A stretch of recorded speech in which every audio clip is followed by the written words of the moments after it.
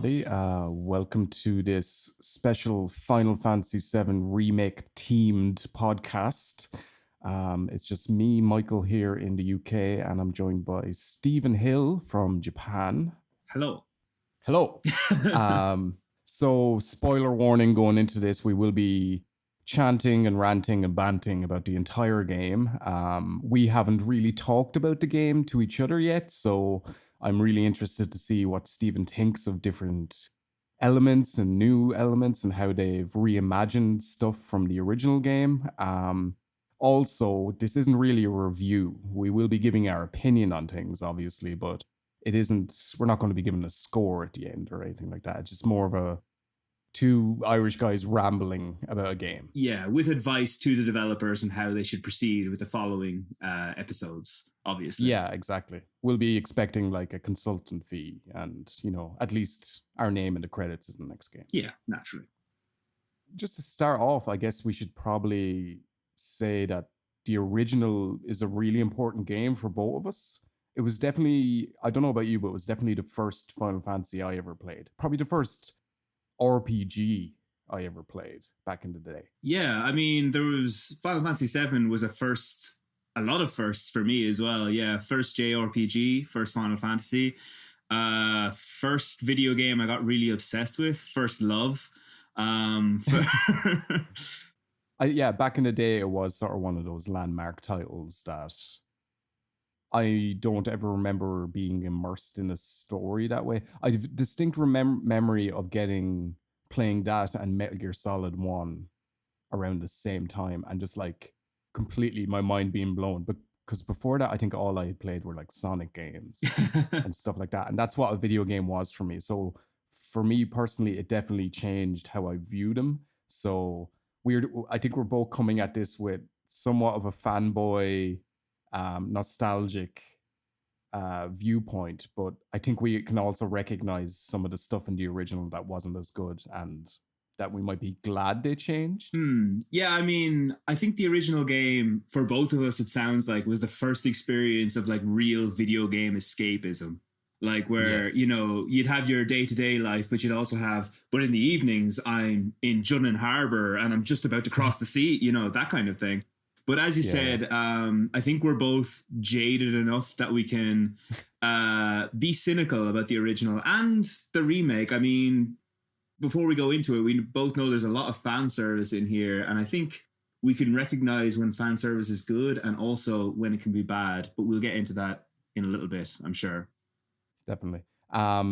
So before we jump in, just to let you know, Steve just finished the game about 2 days ago now, and 2 days ago. You finished it about 2 weeks ago, haven't you? 2 weeks ago. I really blasted through it. I could see from your trophies that I think have you nearly 100% of the game, or? Oh me God, no. I haven't even since rolling the credits. I've only gone back in just to check one thing, which I'll tell you about as we're talking about it. But yeah, I haven't really done any of the side quests or anything. So I did a lot of stuff, but there's some stuff I didn't do. Like I didn't do all the Shinra battle arena that's in Shinra Tower, and I did most of the side quests, but annoyingly there was one I missed and I didn't realize I missed it till later. But both of us have, comprehensively played through the game. Yeah. Anyway, we've experienced the main story, so yeah. I suppose exactly. The first thing to do, I think, the opening mission we should probably go into, just because that in itself is so iconic and it made up the entirety of the demo that I'm sure everybody played. And it's our first experience with the remake. Actually, before we go into that, just very, very quickly, overall, Michael, the remake, what did you think of it? Just give me a very, very blanket statement. If I had to sum it up, I'd say not perfect, but probably my favorite Final Fantasy experience since 10. Wow. That'd be the way I'd put it. Now, I haven't played 11 and 14, but those aren't what I'm talking about, really. I'm talking about mainline sort of not online Final Fantasies. And it sort of blew me away. At the beginning, when I was first playing through it, it was definitely, oh my God, I can't believe this is here. I can't believe they did this. Oh my God, I remember that from the beginning or from the original. But as it went on, it just was a good game by itself. I felt. Not perfect, like we'll get into, but that's sort of my blanket statement. I loved like 85% of this game. Yeah. I have to say my reaction to it is very similar. As you said, not perfect. There's some things I would change, but I think that was inevitable. I don't think there was Yeah. any way I could have possibly experienced this game and been like, you did it 100% perfect, and I wouldn't change a thing. Because even looking back, even though I feel like this is blasphemous to my 12-year-old self, there's still bits of the original that I'd probably change. But it's just you can't have this like perfect game. It just doesn't work. Opening mission, iconic Yeah. moment. I mean, holy God, I gotta say they open it really well, really Yeah. strongly. I mean, I know we keep saying like, oh, but there's a couple of flaws and whatever, but the opening mission, I think, is practically perfect. I think they really nailed it. They did a really good job. They stick quite closely to the original. Mm. At least like there's a slightly different opening cutscene. It's been like 2 or 3 weeks since like the day it came out is the time I saw the opening cutscene. But like it starts with like a bird flying over the area outside Midgar, and you Mm. get some like I think it's like flashes of life within the city and stuff like that. But I remember really liking it, but Yeah. being a bit like, oh, have they changed this completely? But then you do get the iconic shot of the entirety of Midgar that goes down into the Oh. train, and they do the same thing where they sort of make it look like it seamlessly goes from cutscene to gameplay. There is a Mm. little cut, but they mask it with like the steam from the train or something like that. Mm. But like little things like that, and that's something they do throughout the game, is that a cutscene will like seamlessly transition into the game, and it's really, really cool, and it really immerses you. Oh man, it's seamless. It's done so well. And actually, that moment where you see the entire city and then the logo flashes across the screen, chills, absolute Yeah, chills. It is done so very very well. Um, yeah, it's paced really well at the start too. Like, I mean, it gives you a very short but still an adequate playground for you to get used to the controls, get used to mm, the new feel of it, the battle system. You fight some really easy enemies at the start, and I think this is the moment where the designers said, like, okay, we want people to play this and go, holy shit, this battle system kicks ass, which I think again they nailed. yeah. It's just, yeah, I love the entire opening mission. I don't think there was anything about it that I didn't like. um Yeah, I like the things they expanded on, like Jessie and Biggs and all having a bit more of a role. mm, And the guard Scorpion, is that the right name for the boss? Scorpion Sentinel, I think is his name. Scorpion Sentinel. The I love that boss fight as Mm, well. Like it had multiple parts. It was like it had elements from the original, like the tail going up and being mm. like a dangerous period, but also remixes it in interesting ways. And it was like not hard, but definitely not like a throwaway boss. Like you definitely had to be awake when up against this, like the first boss of the game. Yeah. Um, and that's something else I liked about it as well. Yeah, like in the original game, now this might be a result of us like having played it many, many times. But the Scorpion boss you can almost do like in your sleep now, so long as Yeah. you don't attack with when the tail's up, you can do it like easily. But this one, it kept you going, and it was really, for a first boss, it's a pretty epic boss. Like it Mm. all but tears up that reactor like while you're in it, like, and it feels really, really epic. Like, so it'll be very hard to come back to the original game and play the Scorpion boss again without feeling like slightly underwhelmed, I think, after seeing that. Yeah. Exactly. Like he's jumping on walls and like there's fire and debris everywhere and all, but and like this whole opening just shows how visually they've done such an amazing job with the game as well. Like at Yeah. times it looks absolutely unreal, and I think just after the bombing mission you come out on the streets and you can see like plumes of smoke coming from the exploded reactor, and the streets look really good. And the character models as well are very, very well done, I have to Yeah. say. There are occasions, maybe we'll get into it later, I don't know, where it doesn't look quite as good. I'm Mm. not sure if you noticed them when you were going through, but there's some textures and some backgrounds that look like really bad. There was Uh, one point in particular that I want to come to. It's much later in the game, but we'll talk about that when we get to it. For the most part, it's great though. Like when you were talking about when cutscenes transition to gameplay, honestly, so many times I couldn't even tell where the seams were. It was flawless. yeah. But let's talk about the characters. Let's talk about Cloud as a character because this was always going to be a tricky one to nail because I feel like the fan base in terms of Final Fantasy are a little bit divided in that some of them really like the Advent Children model of Cloud, where he's like moody and edgy and like dark and all that kind of stuff. And a lot of people really go against that, and they really like this projected image that they have of Cloud. Like Cloud isn't a silent protagonist in the original game, but there's a lot of time where you're just like running around as him, and you do tend to project a little bit of yourself onto him. So I don't know about you, but in the original game, he's a little bit goofy in my head, and this is kind of exacerbated by his iconic line, "Let's mosey," and which I think Aerith gets in this one. Does she say that at some point in this one? I think in the remake. Yeah, she does. At some point, I think there's definitely an element of that, and I'm glad that they took the time to make it not just Advent Children Cloud. That meant the world to me. They do kind of swing back towards that later. We'll get to that later. But overall, it was always going to be a tricky balancing act with Cloud, because even though I wanted him to be this goofy character, I have to admit that's not quite who he is. He is like a brooding kind of guy. If you look at the dialogue in the original game, you might project onto it, but if you just take it in isolation, a lot of the dialogue is very, I don't care, whatever, I'll do it for the money. Yeah. So I'm really glad they ran with that, because that helps a lot with the story and the sort of like, okay, he's just a mercenary. Yeah. He's just a guy there. He might have a connection to Tifa, but he's just there to make money. And they really go with that in the remake, which I like. And it ties into like the side missions as well. It gives like a context for them. If he's a mercenary, of course, he'll go and do these jobs like within towns and stuff like that. But I have to say I did like his characterization overall. Yeah, and it allows for growth, which I like. I mean, we have God knows how many more episodes in this, and I feel like because he's initially depicted as a very cold, kind of grim character, which is handled really, really well the first time you meet Johnny. Do you know that side mission? And there's this moment where he's like, okay, he's a talker. There's only one thing we can do. And like, he's kind of threatening to kill the guy.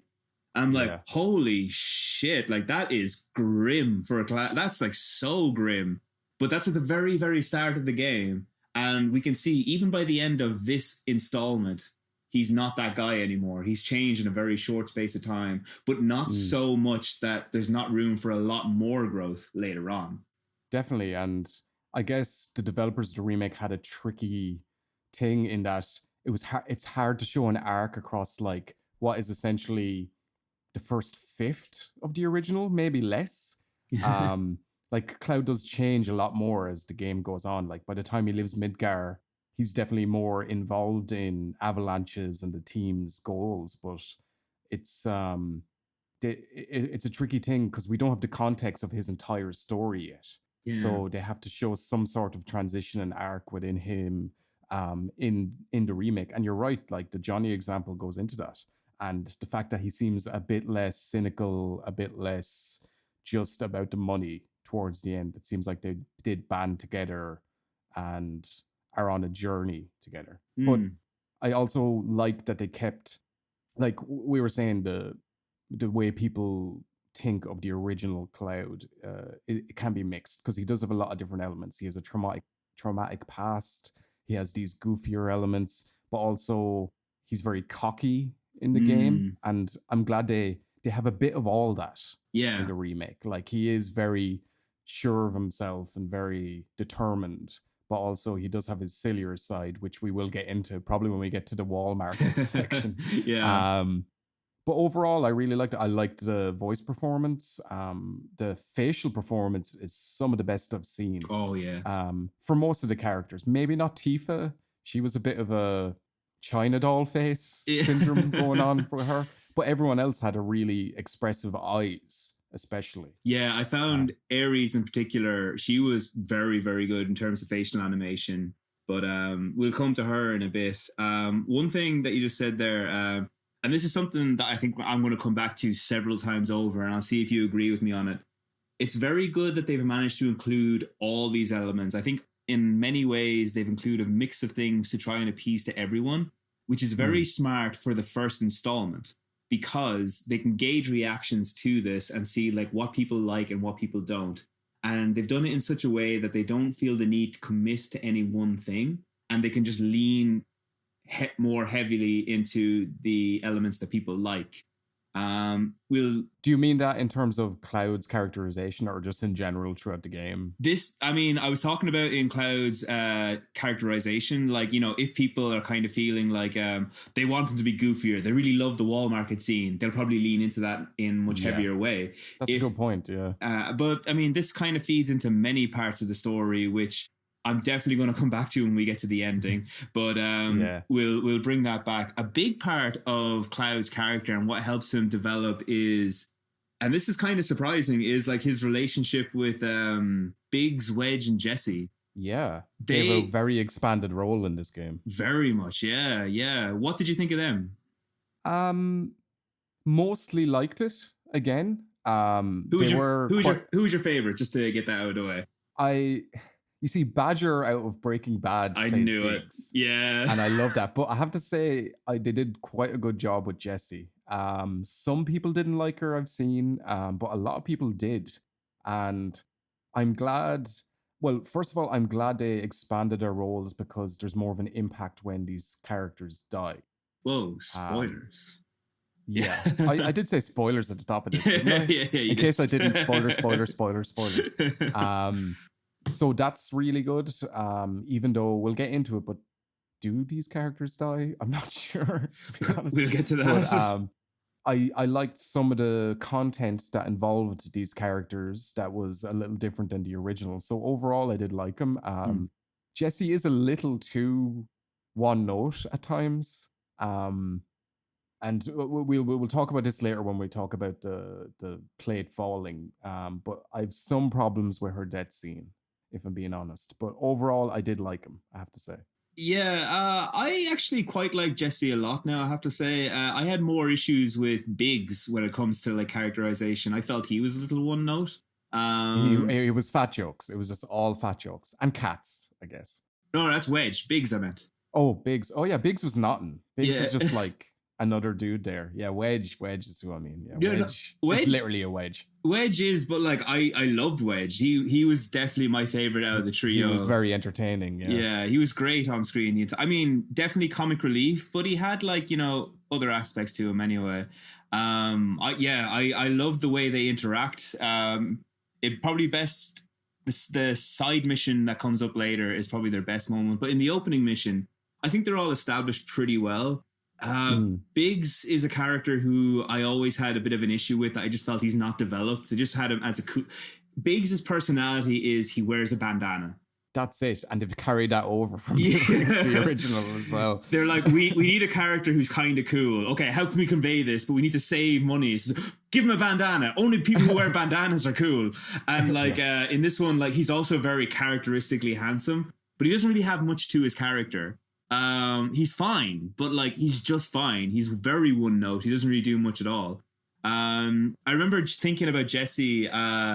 I remember if she was literally just like in love with Cloud and that was it, like I'm going to hate this character. I'm going to hate her if that's the case. But I like how it's hinted at plenty of times that she's just flirting. She's just acting. She's only doing it for like a laugh, a joke, which I love. Now, there is kind of implications that like, is it a joke? Does she actually like Cloud? But I like that well enough. I think the ambiguity helps it, but the way I read her is just like she's a flirt and she just loves like playing jokes on Cloud and like making him think that she's more serious than she is. And if that's who she is, I love that. So that's pretty much all I project onto her, and I'm happy with that. So that's why I like Jessie anyway, for the way that she was. Yeah. She and her voice actor's performance was quite good as well, I have to say. And I was saying she was a little one note, or a little too chipper and all, but we do, in fairness to that character, we do see other shades of her as the game goes on. So Mm. maybe I'm being a bit harsh, but talking of voice performances, there's another character introduced in the bombing mission, Barrett. Yeah. So what did you think of Barrett? So I think when we first heard the trailer, or when we first saw the trailer, or when we first played the demo, we both had similar reactions. It's like, why have they played Barrett this way? Yeah. There's still a little element of that. He grew on me. I kind of just phased it out in a way. Same with me. Yeah. Like, I mean, he was so stereotypical. He was playing up to a lot of stereotypes. But like in the end, like he kind of just owned it. Like he just kind of, it was stereotypical, but he owned it, and the performance is really good, even if it is a stereotypical one. Yeah, that's sort of the crux of it, really. As in, the voice actor doesn't do a bad job. It's just the tone of his voice, or maybe, and a lot of that goes into the writing as well. That is initially very distracting, and especially during like just some of his rants, it's just all really one note as well. But overall, they did a really good job. He ended up being one of my favorite characters in the game. Same. As it went on, like I think what made it really work is at the start I was kind of hypercritical about everything, but as the game progresses, like a lot of the like he's a larger than life character, and he does these like massive grandiose gestures, and that really makes him stand out. Like, I mean, it is a bit ridiculous, but I mean, this is a Final Fantasy game, so I'm like, yeah, that's fine. Like, I mean, I think the bit that really sold it for me was when they're climbing up to the Shinra Tower, and there's a bit like where he's using the grappling hook and he just basically fucks up the landing, lands on his ass, and he's like, yeah, it's great. Like he has lots of great moments, and he does have some emotional moments too. His range, yeah. So while initially I had a lot of reservations about Barrett, I think he saved it in the end. Like I think if he continues along this trajectory for the later installments, I'll be perfectly happy with it. Yeah, I think so as well. By the end of the game, I was definitely, like I was saying, he's probably my favorite character throughout the game. They also use him and some other characters, but specifically Barrett, to explore some cool ideas or interesting ideas throughout. Like there's one line that stood out to me when you're in an elevator in the Shinra Tower, and he says something along the lines of, I think Tifa says, "Oh, there's innocent people working here," and he says, "They are also complicit in this. They're like enabling Shinra to like be involved in this, and they have some guilt as well." And they don't. Well, my takeaway from the scene was they didn't come down on either side. They just presented this idea and said, "This is something to think about." And I really liked that about the character. He like, it wasn't just one note. He's obviously very passionate about the planet and saving it and all like that, but there's also other contrasting ideas within the Avalanche group, and there isn't like a one hive mind sort of thing going on. And I'm really glad they explored that with Barrett. Actually, just funny you should say that. I just realized now. So when I went to the Shinra Tower, I went up the staircase, not on the elevator, so I didn't hear that line. Really? Oh shit, yeah. Yes, that's actually really cool. Like, I'm glad that they do that, because in the staircase they do something different. Like, so they don't explore some deep issues, but what they do on the staircase is they really enhance the relationship between Barrett and Cloud. Because it's great, because so Tifa, Tifa is like, she trains every day. She's a martial artist, so she literally flies up the stairs well ahead of everybody. Yeah. But is it the 59 floors? Yeah, again? Yeah, okay, it's all 59. Cool. And so Cloud, he's a soldier, so he's obviously pretty fit, but he's still not as fit as Tifa. So initially he's like going up as well, and he's kind of like, "Come on, Barry, keep up." And he's like, "Oh," and he's complaining the whole way. But about halfway up, Cloud starts to like slow down. Like he can't run. Literally, even if you're pressing forward the whole time, your run just slows down, and eventually Barrett catches up with you. And you're both like walking really slowly up the staircase. And the banter between the two of them is just so good. There's one point where Barrett literally bursts into song while he's on the staircase. And it's a great moment. Like, it doesn't explore deep ideas, like you said, but it's a great moment for the two of them to really bond. And it's great to see how far they've come. considering how much they seem to hate each other when they first met. Yeah, So that's definitely. And if you don't mind, I just want to say one more thing. My favorite line in the entire game also came from Barrett. Like, it was the most emotional line in the entire game, and it's just after the plate drops, and Tifa says to Barrett about Biggs, Jessie, and Wedge. They've returned to the planet, and Barrett turns and says they should have returned to us. And I'm like, oh my God, that line got me so hard. Like, that was the strongest, most powerful line in the entire game, in my opinion. And I loved it. Just a quick word, the writing in general, I thought was really good. Like, way better than the average Final Fantasy game I've played in the last 10 years. Stellar. You know? Yeah. It was really good. There's certain lines that really stood out. I'll tell you my favorite line later. It's towards the end of the game. It's not quite as emotional as your one. But like, overall, like, there's certain lines that stood out, and it's been years since a line stood out in a Final Fantasy game for me. Yeah, that's true. I couldn't think of any line period from Final Fantasy 13. And the only line I can think of from 12 is Bosch lives. And that's only because there's a mini game where you literally have to run around screaming that line again and again and again. So it's impossible for it not to stick in your head. So yeah, you're totally right. The writing is absolutely off the wall amazing.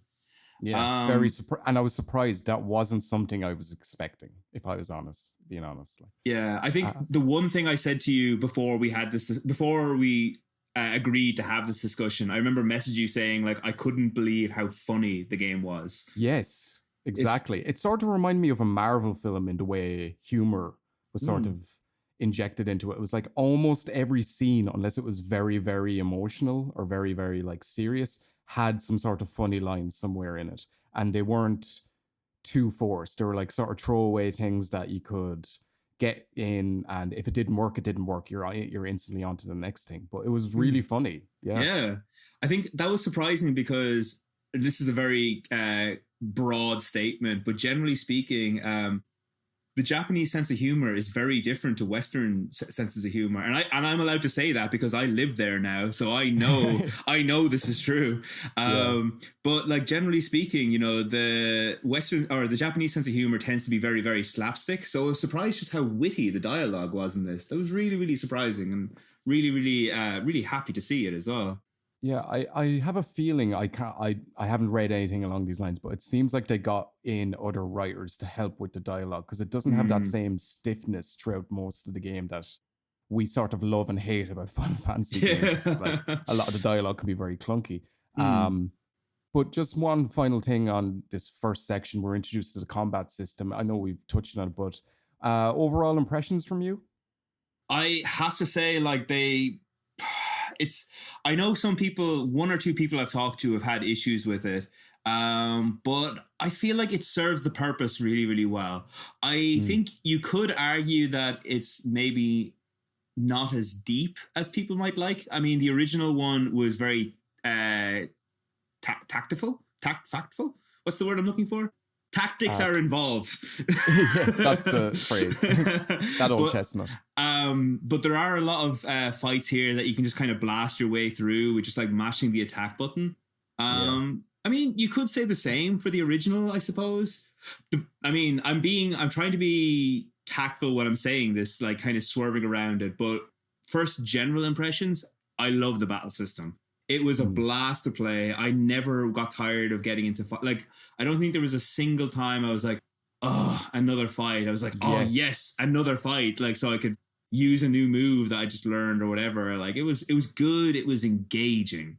Yeah, definitely. I think they struck a nice balance between, let's say, the Final Fantasy 15 or Kingdom Hearts style real-time combat system with, you know, the decision to have things slow down and you be able to select an item or whatever was really good. And like, this is such a side note thing, but I loved when you slowed it down sometimes. Like, it looked so cool seeing like sparks flying and like someone jumping through the air and stuff like that. Even just for that visual, it really worked for me.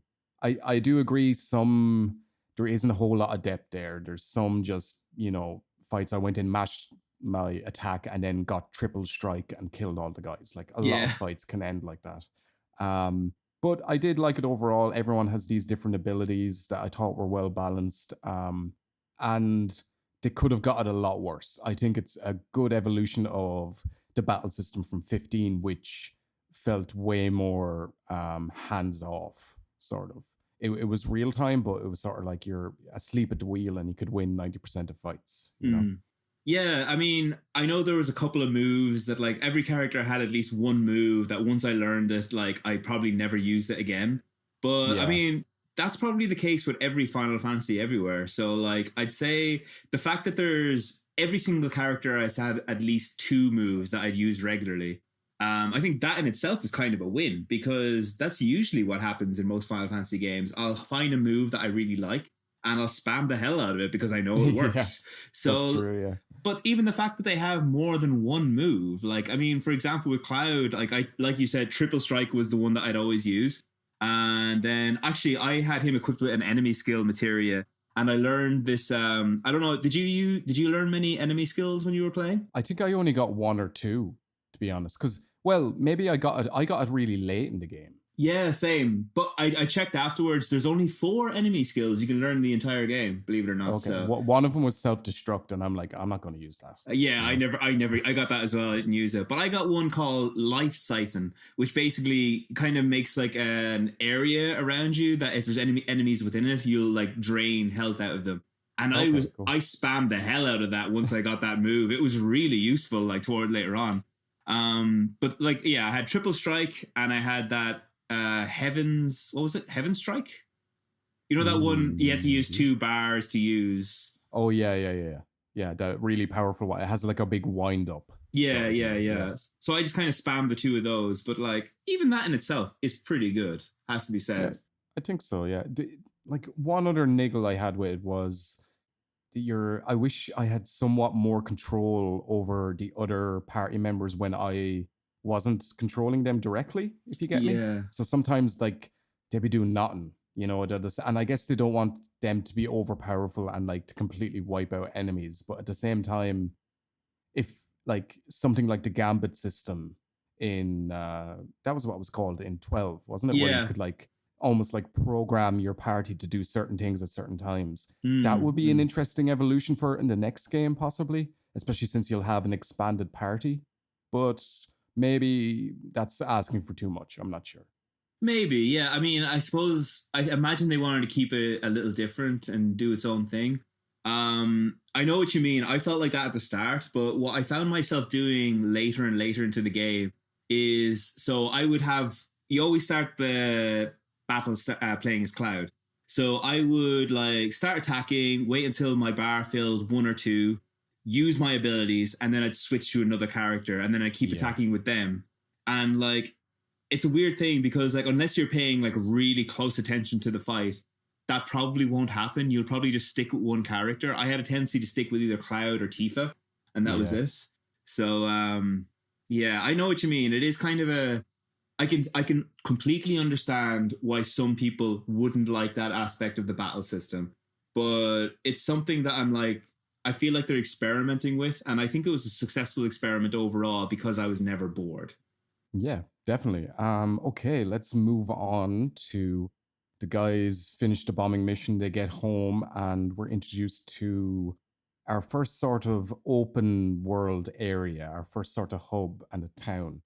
And I have to say, it's a Sector 7 slums, I should say.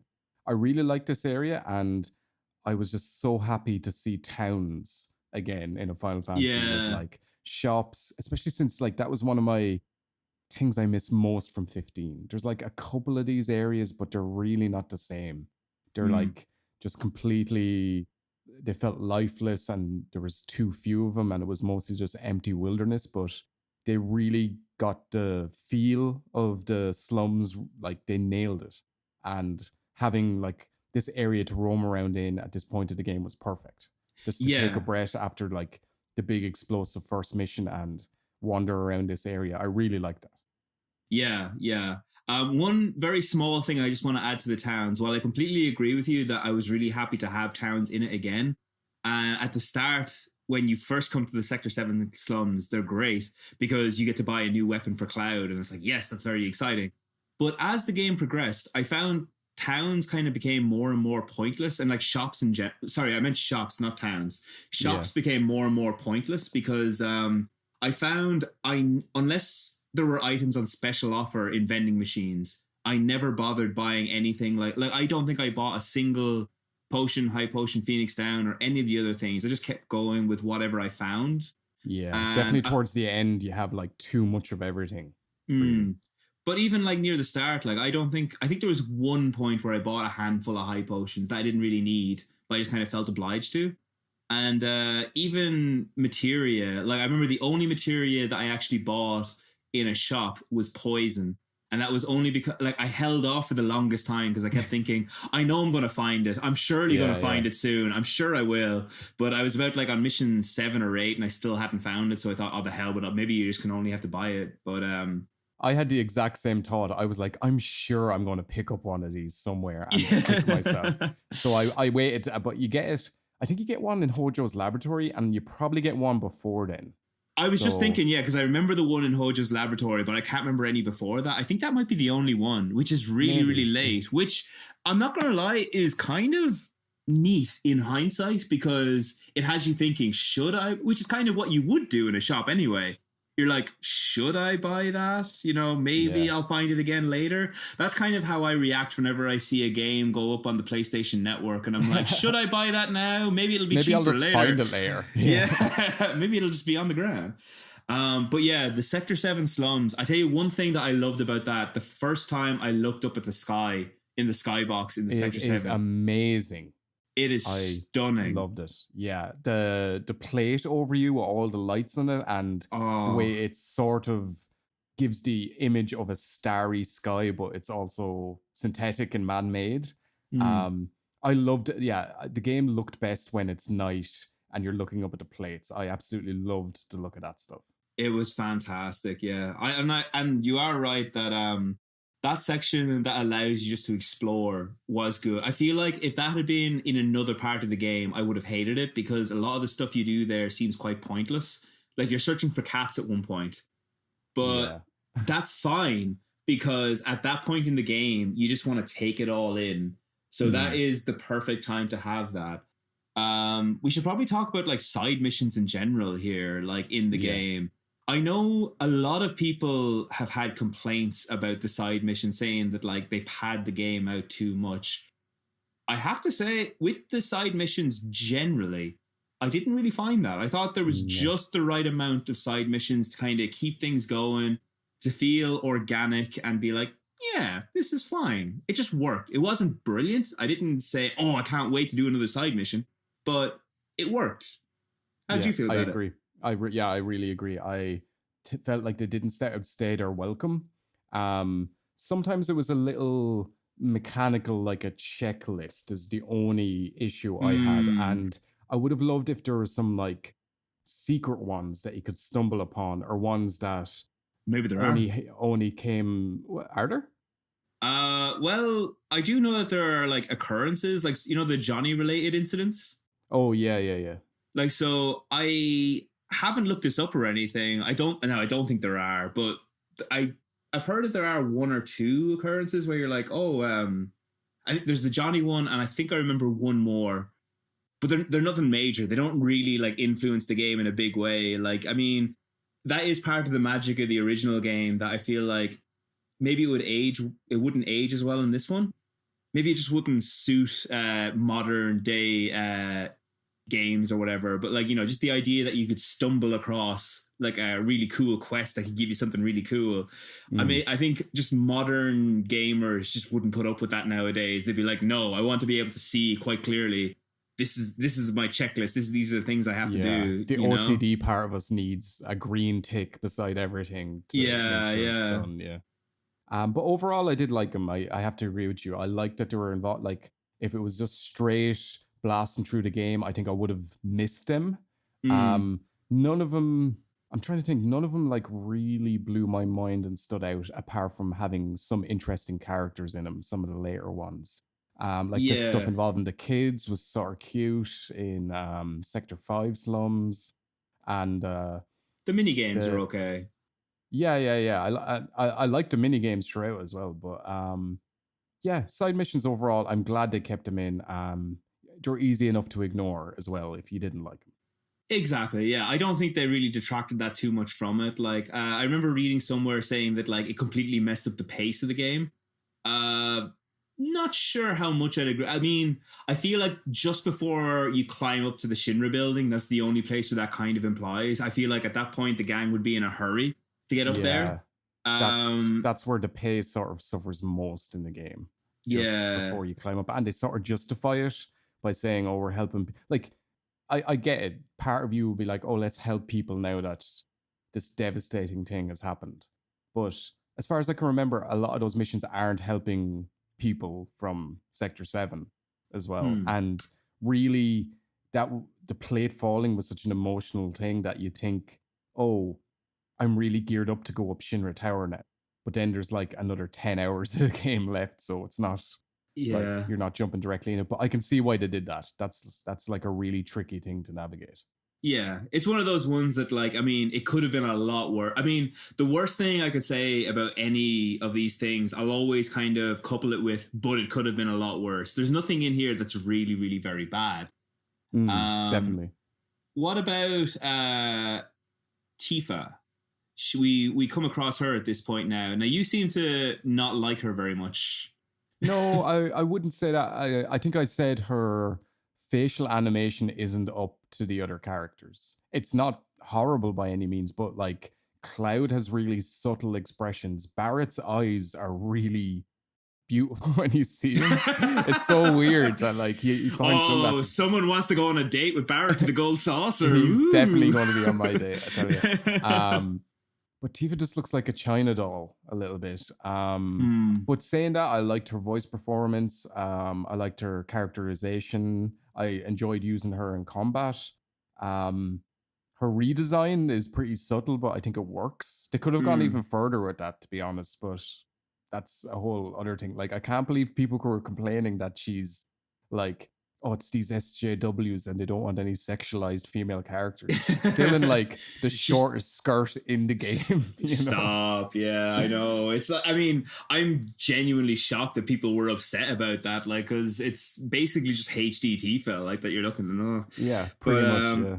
I think when they were writing Tifa, like her characterization was going to be a difficult one to nail down. Now, I know you weren't saying that like you didn't like that or anything, but I think that was going to be one of the most well, not, I mean, Cloud is probably always going to be the most challenging, but Tifa would almost be equally challenging because so much of her character is down to like the fact that she's kind of secretly looking at Cloud all the time, wondering like, because she knows his past, she knows like all his secrets, and she's kind of figuring out how is she going to deal with this.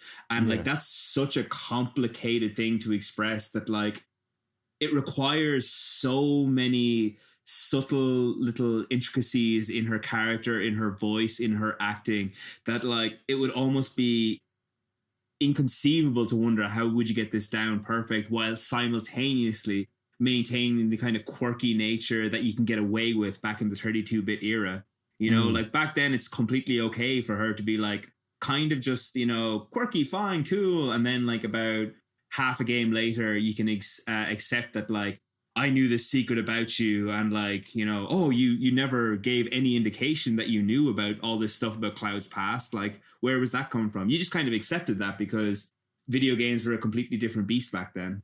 Yeah, that's true. And I think they did a good job with that. They hint at it, and she obviously has some trauma from back then, but they obviously don't want to delve into that yet in the game. So overall, not just in terms of Tifa, but in relation to that stuff, I liked how much they hinted at it and what they did, and everyone seemed to have like a realistic reaction to it. I thought. One thing I think they improved is maybe I'm being a bit harsh on the original, but a lot of Tifa's characterization in the original just is a reflection of her relationship with Cloud, or dependent on her relationship with Cloud. But in this, she seems to have a bit more agency. Not a whole lot, but yeah, not a lot. She develops a relationship with Aerith, obviously a friendship, that which I like liked. what I really liked as well. And there's a point in the game where it seems like Cloud's going to leave, and she seems okay with it. She's just like, yeah, I have this avalanche stuff to do. Nice seeing you, friend from the past, but you know, this is going to happen now. And I sort of like that. Like, it obviously she's tied to his hip through most of the game anyway.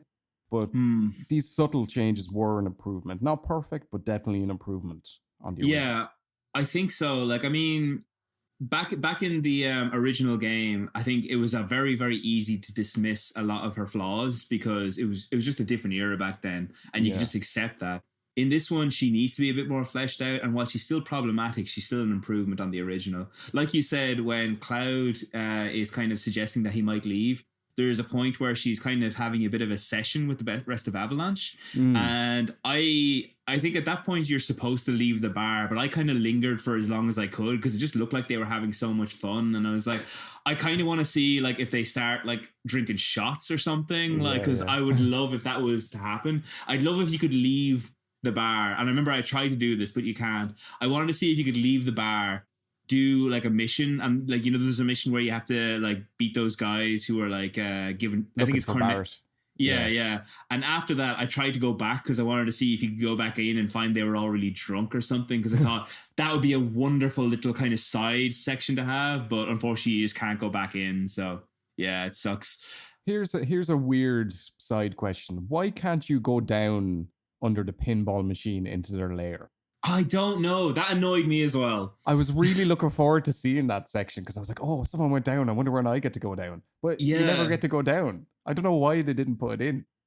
I mean, I have a theory about that, but I don't think it's probably not true. But I remember. So, do you remember in the original? There's a point where Cloud, he's down there and he's kind of brooding at one point, and Barrett and Biggs kind of look like they're roughhousing a little bit. And then Barrett literally flings Biggs into the camera and knocks him out. I kind of suspect they just didn't want to do that. Because there's no way that they could portray that in HD. Barrett doesn't beat up people as much in this one, which is an improvement. Beat up his, like, friends, I should say. Yeah. It's surprising. Like, there's a couple of exclusions now that there's not so many that it's like, you know, too bad, but there's one or two that I have to admit that I missed. The one that got me the hardest, and it's a very small thing for a lot of people, for me though it was very emotional, is when you're getting the train back to Sector 7, and there's that moment where Cloud says, it's like this train, you know, it can't go anywhere except where the rails take it. And then in the original, it pulls back and you can see the train going along the rails, and you kind of see like a lot of Midgar, and it's just there's a swell in the music. It's just a really nice cutscene, but it wasn't in this one, and it was just kind of for me it was a sad little exclusion there. Now, to be fair, most of the stuff they excluded, I'm kind of like, whatever, it didn't serve the story, it's fine, and like it's I can deal with that. That was one of the only ones that really got me. Were there any that really hit you that you missed? I think there were, but I can't remember them right now, annoyingly enough. Most of what I wanted they put in. This is jumping ahead a bit, but in Shinra Tower, they change up some things after you meet up with Red 13 and all. We'll get into some of that later, but I missed that scene where you come out, there's that eerie silence in the music, and you follow the trail of blood. I know they put something like that in, but it was quite differently done, and I didn't think it had the same impact. And I guess this ties into how much we see Sephiroth throughout the whole game anyway. And it really works because you don't see him, you just see the aftermath of him, and that's probably something we'll get into later anyway. But I just missed that scene, and the scene of everyone in their cells. I really like that from the original. Same. I do quite like the scene that replaces it. But here, we'll talk a bit more about that later. Yeah, we should probably take a moment to talk about the materia system actually now at this point, because we've talked about the battle system, but the materia is kind of the strategic side of that. I'm going to say something that might be a little controversial, okay? I know a lot of people say like that the original materia system is like mind-blowingly amazing stuff, and it is. what I want to suggest is you can go through the entire game kind of doing the bare bones minimum of it. And that's kind of what I did here as well. So the only spell that really mattered to me the entire way through the game was Cure. And occasionally I would use some of the other spells, but that was the only one that really made a difference to me throughout the game. And while it's not quite true in the original, I definitely use materia more in that one. I feel like you could do the same in that. Yeah, I think it ties into characters having abilities that are quite powerful already. So, and that are tied to their weapons more than materia, whereas sort of weapons in the original just gave you a bit of a stat boost, and you'd always use, in almost every case, you'd use the new one, depending on what sort of materia slots it had. But I do agree that you can sort of ignore it in this one, but there are certain, like I liked using the elemental materia with an arm or a weapon when a specific enemy was coming up, and I like that sort of like light strategy that you could employ to give yourself an edge in battle. And it is set up in such a way that anyone could be a healer, or anyone could be your spellcaster, anyone could be like focused on melee attacks. So there is a degree of customization to it, but overall, yeah, it's something that you don't have to invest too much time into, which, you know, I sort of prefer in a way, because sometimes you can get like, I did spend a lot of time in menus in this game, I have to say. And while that's true of the original as well, and that's fine, I didn't enjoy all that time in menus either. Yeah, I found upgrading weapons to be a bit of an arduous task. I wasn't really I just set it that. to, like, after I did a few, I was like, I'm not bothered with this. So I set it to automatic. Maybe I missed out on some stuff as a result, but it seemed to serve its purpose. Because like I'd have Barrett defense focused, and then Tifa sort of, or Barrett a middle ground, and then Cloud's attack focused, and that suited me throughout. Maybe there's some abilities I missed out on, or certain things I could have used, but honestly, I doubt it. Served me. Yeah. Like, and it was a very fiddly sort of menu system. They always have to fucking put some weird graphic or some shit on it. Yeah. Ever since like Final Fantasy X, they're like, oh, it can't be a normal menu. It has to be like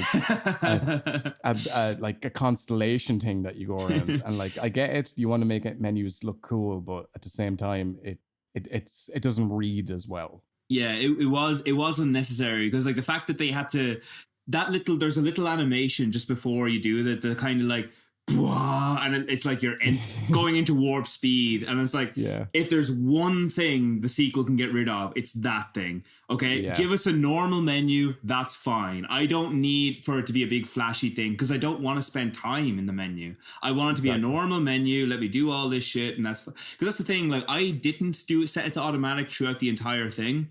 I was constantly going in and like doing that, and I wasted so much time because I thought there might be something there that I might need to do, but there never was. So, I mean, either that's a lesson for me to learn for the next game, just always set it to automatic, or alternatively, and I prefer this, just make it a normal menu so that I can just change it normally, because that way I won't feel like I might be missing something, you know? Yeah, I agree. Yeah. A normal menu would be the way to go. Yeah. Just one last point on, like, this sort of ties into what we're talking. I really liked, and this is like such an obvious thing, of course they'd include this, but I really liked that when you changed your weapon or your arm or whatever, you could see it on the character and it would be in cutscenes and stuff like that. I really like that. And you could see the color of the materia that you put into it as well. Like those little details, they absolutely nailed. All those little things, like really, it made me want to use the Buster Sword more, because I really like the look of the Buster Sword and seeing it in cutscenes. Yeah. Also, can we talk about for a little minute just how great it is that Tifa has a weapon called Purple Pain, and how wonderful in itself that is. That was great. One thing I will say, there's a couple of moments, this isn't really a complaint or a good thing. It's just a little observation. There's a few points where Barrett in cutscenes needs to use his gun. And quite often I had a melee. I had like the pincer for the entire latter half of the game. I had the pincer weapon, and you can't shoot bullets out of that. So anytime a cutscene came up, they just switch it to his regular Gatling gun. And I'm like, all right, that's a bit weird, but all right. You can see why they did it, I guess, because it can't be like there's bullets coming out of this like pincer or the wrecking ball one. Yeah, But, yeah. It makes sense.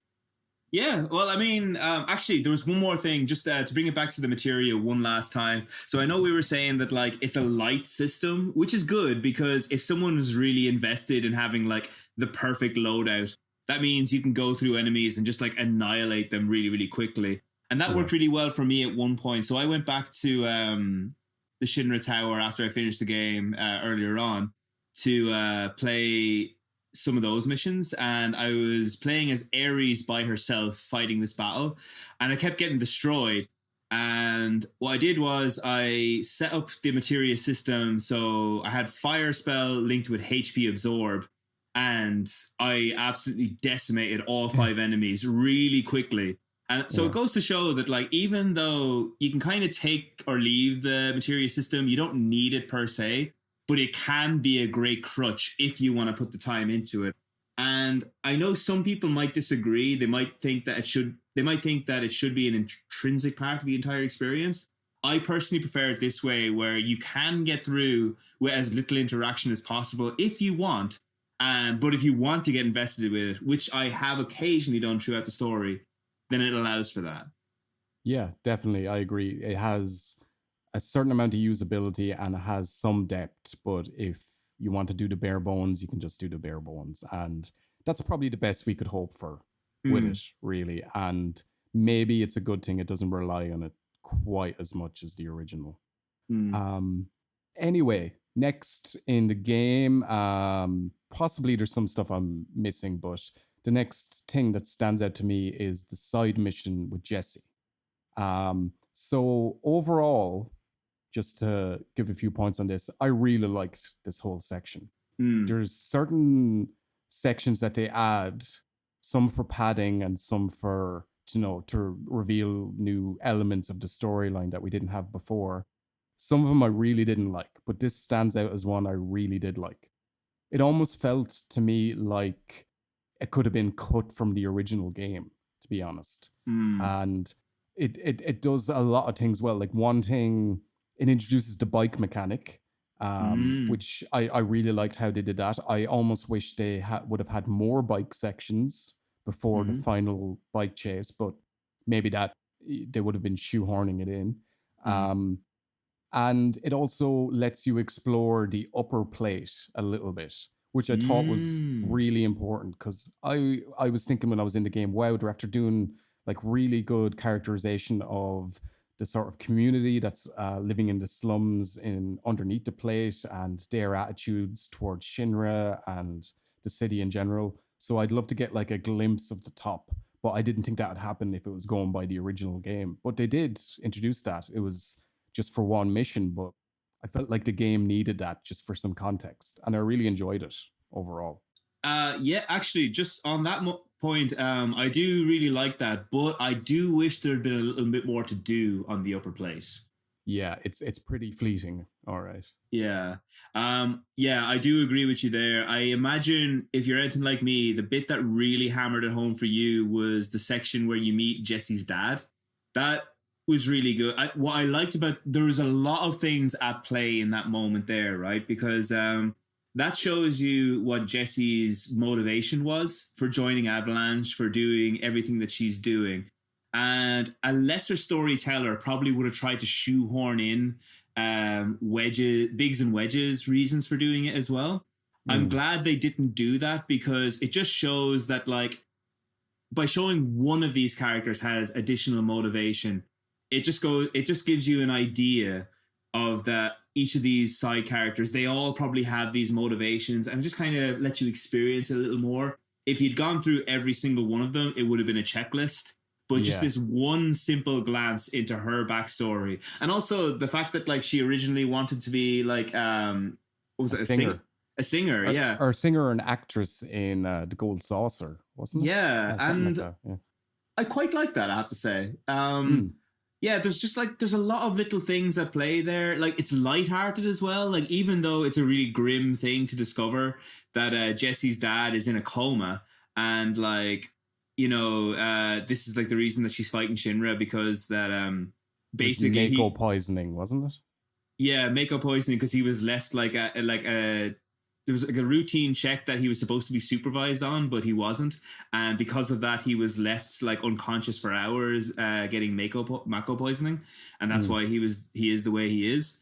But like that in itself, like it's very very grim, but it's also coupled with some really light-hearted upbeat moments. Like you get to see like Wedge like say, oh, I want more of Jessie's cooking, yay. Yeah. And checking Wedge's ass at one point later on, Yeah, which is amazing, a really insane moment, and what I think is one of the few iconic moments that this game adds to the original game, parachuting back down into Sector 7. I love that moment. That was amazing. I feel like that's genuinely an iconic moment in the game. Like I thought that was fantastic. It was so good. That was the moment when I remember I was looking at that and thinking, holy shit, when these characters die, I'm going to be bawling, because they are so much more relevant now to Cloud as a character than they were before. It's insane. Yeah, in general, fleshing out those characters was a really good decision, and part of it could have been motivated by the fact that they had to make Midgar an entire game in itself, and that did lead to some unnecessary padding in some areas, but the characterization of these guys and this mission which serves that was really good. And like you were saying, like it feels like it could have been in the original game to me. And that parachuting moment, yeah, that was brilliant. And just that whole sequence, starting off with the bike race or the bike battle, then sort of slowing down, letting you explore a little bit of the upper plates and the interaction with Jessie's family, and then the big battle at the end. Like all of that I loved. Yeah, now on that point, the battle at the end with Roach. Yeah, we have to talk about Roach. Roach is an interesting character that I am still a little mixed on. Okay. I'm going to try and articulate how I feel about Roach at this moment.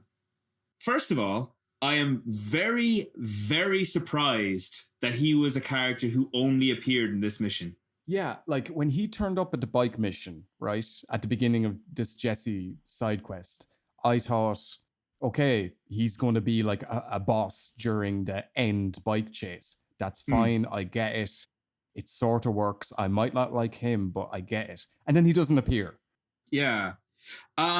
So this is a weird thing. So like one thing, there's two ways I think this could have played out. One, which it might still play out, but we'll see. One way I thought this would have really worked, and I'm surprised they didn't go with it, was the motorball enemy. I thought it would have been really cool if Roach was like in him, like he was driving the motorball, and then maybe like because I love the fact that you fight him on the motorbike rather than a regular fight. I thought that was a stroke of genius. I'll say that right now. But I thought maybe once you defeat that, maybe Roach will like pop out and say, okay, now I'm fighting you again for real, and that would have been a really cool way to end that. That didn't happen. Because it was cut so incredibly short, I have to assume, unless it was like a massive mistake on the part of the writers, I have to assume he's going to show up again in later installments. Oh, he'll have to. He literally says something like, we'll meet again when he's leaving. And in itself, that might not be terrible, because I feel like if this character was only in this installment, it would be very obvious he was shoehorned in for the sake of it. The problem is, if we're looking at this as a standalone game, that's very weak. If we're looking at as an overall package, like from start to end of the original Final Fantasy, it'll probably work well. So I'm very divided on how I feel about him.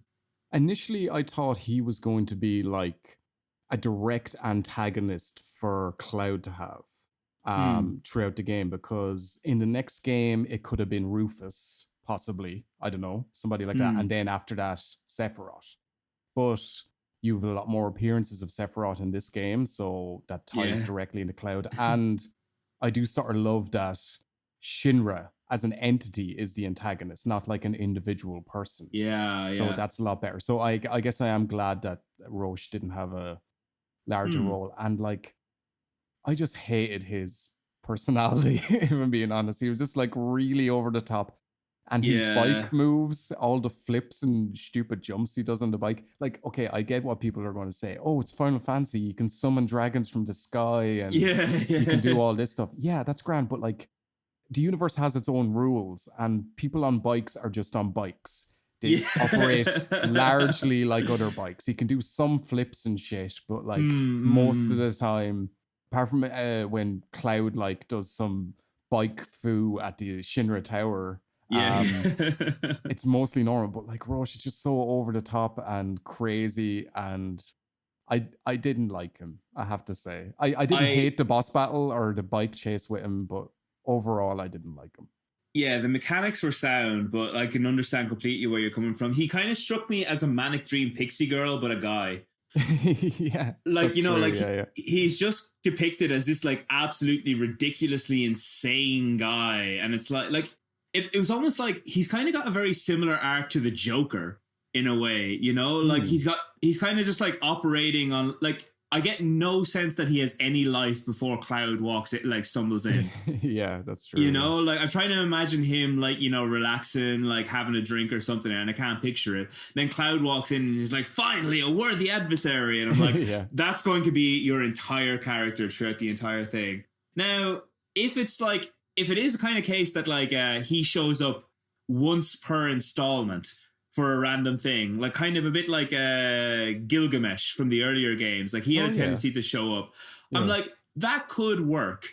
It's just the problem is, as a standalone game now, it doesn't. So because of that, I'm feeling two ways about it. Like, I'm kind of open to the idea that this is something that could work in the future, but for the way it is now, I'm like, I don't care for this personally. Yeah, I guess we can't. Yeah, you're completely right. For this game, it doesn't work, but like there's enough mystery around him and his motivations that maybe it'll be an interesting tangent that they'll take in the next game. And it is obviously something they have some sort of plan in place for the next game with. Unless for some reason he doesn't turn up. That would be insane. Yeah, but, that would be ridiculous. Maybe people won't like him, and like Square Enix will just be like, okay, we won't include him again. Roche died off screen on the way back to his home planet. Exactly. Okay, so next there's the next bombing mission, and that's done really well too, but I don't think we need to dwell on it too much, unless there was anything you wanted to add about the next bombing mission. Well, yeah, so this is one of the points where this is the point where I felt the padding starts to become evident. The moment, like when you're in Sector 5 trying to get to like the reactor to blow it up, there is a lot of trekking just to get there. Like the lamps. There's like the lamps that you have to light. There's also the extra like bit in the subway where they have an additional boss, that crab warden thing. Yeah. Which is fine. It's literally just grand. An extra boss. It's fine. Yeah. It's not bad. It's not terrible. But this is padding. There's no getting around about this. Almost its entire chapter, with the exception of the boss at the end, which is quite good, is padding. Yeah, I was so surprised because I thought the next chapter would be this bombing mission, but there's like 1 or 2 chapters before you even get to the reactor. And that was a bit too much. Like the lamp thing itself, I like the concept of, oh yeah, of course, there's an artificial sun above these slums. That's like a really interesting concept. But the dungeon, let's call it, that's in, those walkways, like they were so confusing and not fun to get around. And I felt like, oh, I'm going to miss a load of stuff here. And you just want to get to the next story beat, really. Like, I know when I read reviews for this game, I know people were saying that there's like padding, and I assumed they meant the side missions. So I was like, oh no, that doesn't bother me at all. But padding is something that comes up a couple of times this game. I'm sure we'll mention it again. But the sewers wasn't mad on, and the Sector 5 reactor, that's where it really jumped out to me as like, okay, you're trying to stretch this out now. I think it gets worse towards the end of the game as well. Like for me, we'll probably talk about it later, but Hojo's lab was the worst bit of padding. I'm probably going to agree with you there. We'll come back to that in a second, but I do want to come back to one thing. a bit that I really liked in the Sector 5 bit is the entire idea of propaganda and the way it's used at the end of Sector 5. Like, it is so interesting. So, like, there's a massive focus on propaganda in this game, almost to the point that I'd say it's one of the central themes. Yes, yes. And it's great that we see this at the very start, how Shinra spins it in such a way that they're trying to make Avalanche look like the villains. They blew up the Sector 1 reactor. And at Sector 5, they're trying to get live footage of them like blowing up the reactor and like basically making them out to be terrorists. And then like Avalanche tried to turn this on its head by saying, okay, instead we're going to like blow up, their top of the range robot airbuster thing. And okay, now I might be derailed a little bit at this point, but I'm trying to remember how that's a good thing in the context of the game. Well, they want to blow that up, but they do blow up Reactor 5. Like, that is the mission there. Yeah. As well, as far as I can remember. And like, the weird thing is, and this is the line they walk that I love, is that they are terrorists. They like, I'm not sure they ever call themselves that. I think they call themselves something like eco activists or eco extremists or something like that. But they are terrorists within the game. Like, people do suffer as a result of their actions, but they justify it by thinking it's for the greater good. And while we're always on the side of Avalanche, it does introduce some interesting, spanner in the works there. And you can definitely see, but you're completely right, the way Shinra are using like the big screen in Sector 5 where they're pumping out their propaganda, which is so reflective of nowadays as well. And the way some people, like, you hear incidental dialogue as you're going along and you hear some people agreeing with them, but then some people are like, no, Avalanche are fighting for us, and they're like, no, but like they're destroying the place. And it's a really fine line they walk throughout the game with that. Absolutely, yeah. But actually, the airbuster fight, what did you think of that? I really enjoyed it. I loved the music in it, which we'll get into in a minute, the music in general in the game. But the battle team of that is like a heavier version with more guitars and shit. And just the imagery at the end of everything on fire and destroyed and you're fighting him. I really enjoyed that battle. I liked it in the original, but I really loved this sort of remix of it.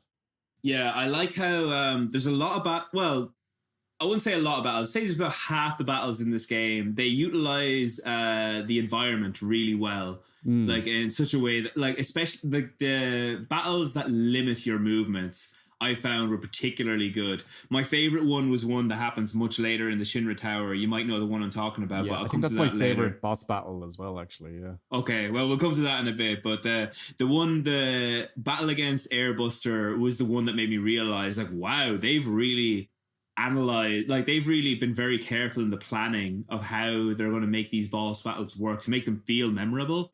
And like, I mean, some of them aren't. Like, for example, that crab warden one in the sewers that I mentioned earlier, that's not memorable. The only reason I remember him now is because I decided to check a list of bosses before we went into this, and I was like, oh yeah, I remember that guy. So I have him written down here, but he's not memorable. The only sort of like function he has for me is like, okay, they needed a boss battle there, and he sort of introduces the concept to the characters of, oh, Shinra have these mechanized juggernauts that'll fight you, but that's sort of already implied by some of the enemies you fight before then anyway, so it's a bit of a padded boss, to be honest. Yeah. And that's going to tie into something that I'll talk about later, which is basically the length of the game, but we'll come to that later. So yeah, once Sector 5 is finished, we are introduced to our good friend Ares, the weeaboo of every otaku ever. She's Aerith in this game, isn't she? Sorry, she is Aerith. Sorry, she'll always be Ares to me. I know she's officially Aerith, but see, Aerith to me just sounds like it's Mike Tyson saying her name. That's how it'll always be to me. So I'm probably going to say Ares a couple of times during this podcast, but I know it's Aerith. Generally, how did you find Aerith as a character? I liked her. I really liked the voiceover performance. I think it was one of the best voiceover performances of the main cast. She didn't have a whole lot to do throughout periods of the game, and I guess it's because they have to stick so closely to the structure of the original that there's like big long stretches without her.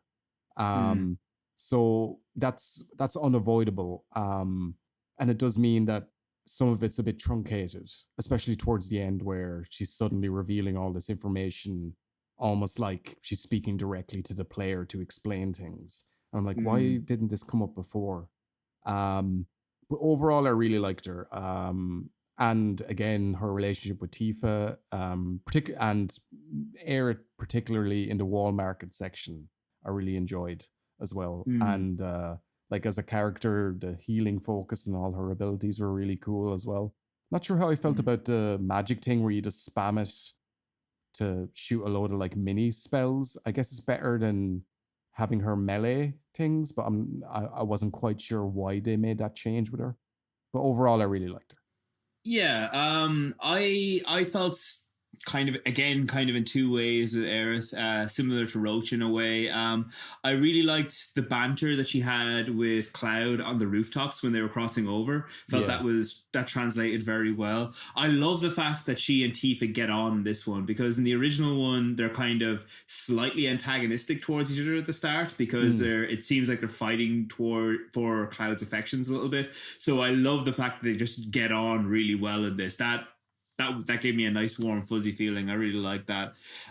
She has a really good scene with Marlene later in the game. That When the plate is falling. Yeah, yeah. I like yeah, that too. we'll come back to that in a bit, because I'm sure I'll probably rant about that a little bit. Yeah, she was. I do kind of miss the fact that she couldn't just like you said, it's a small niggly little thing, but I do kind of miss the fact that she couldn't just whack people with her stick instead of like shooting random spells. Mm. Because I mean, I know people will probably say I'm reading too much into this, but in my head I was like, this is a girl who grew up in the slums. Like, she should be able to defend herself, even if she is not necessarily as strong as other people. So it would Yeah. make sense to me to be able to go up and like, whack with a stick. They kind of made her, in my opinion, a little bit too mystical in this game. Like, she was like much more aware of her own abilities, origins, and that kind of thing than she was in the original. Like, in the original, I quite like how right up until the very end, she seems a little bit oblivious, and I felt that really strengthens her character.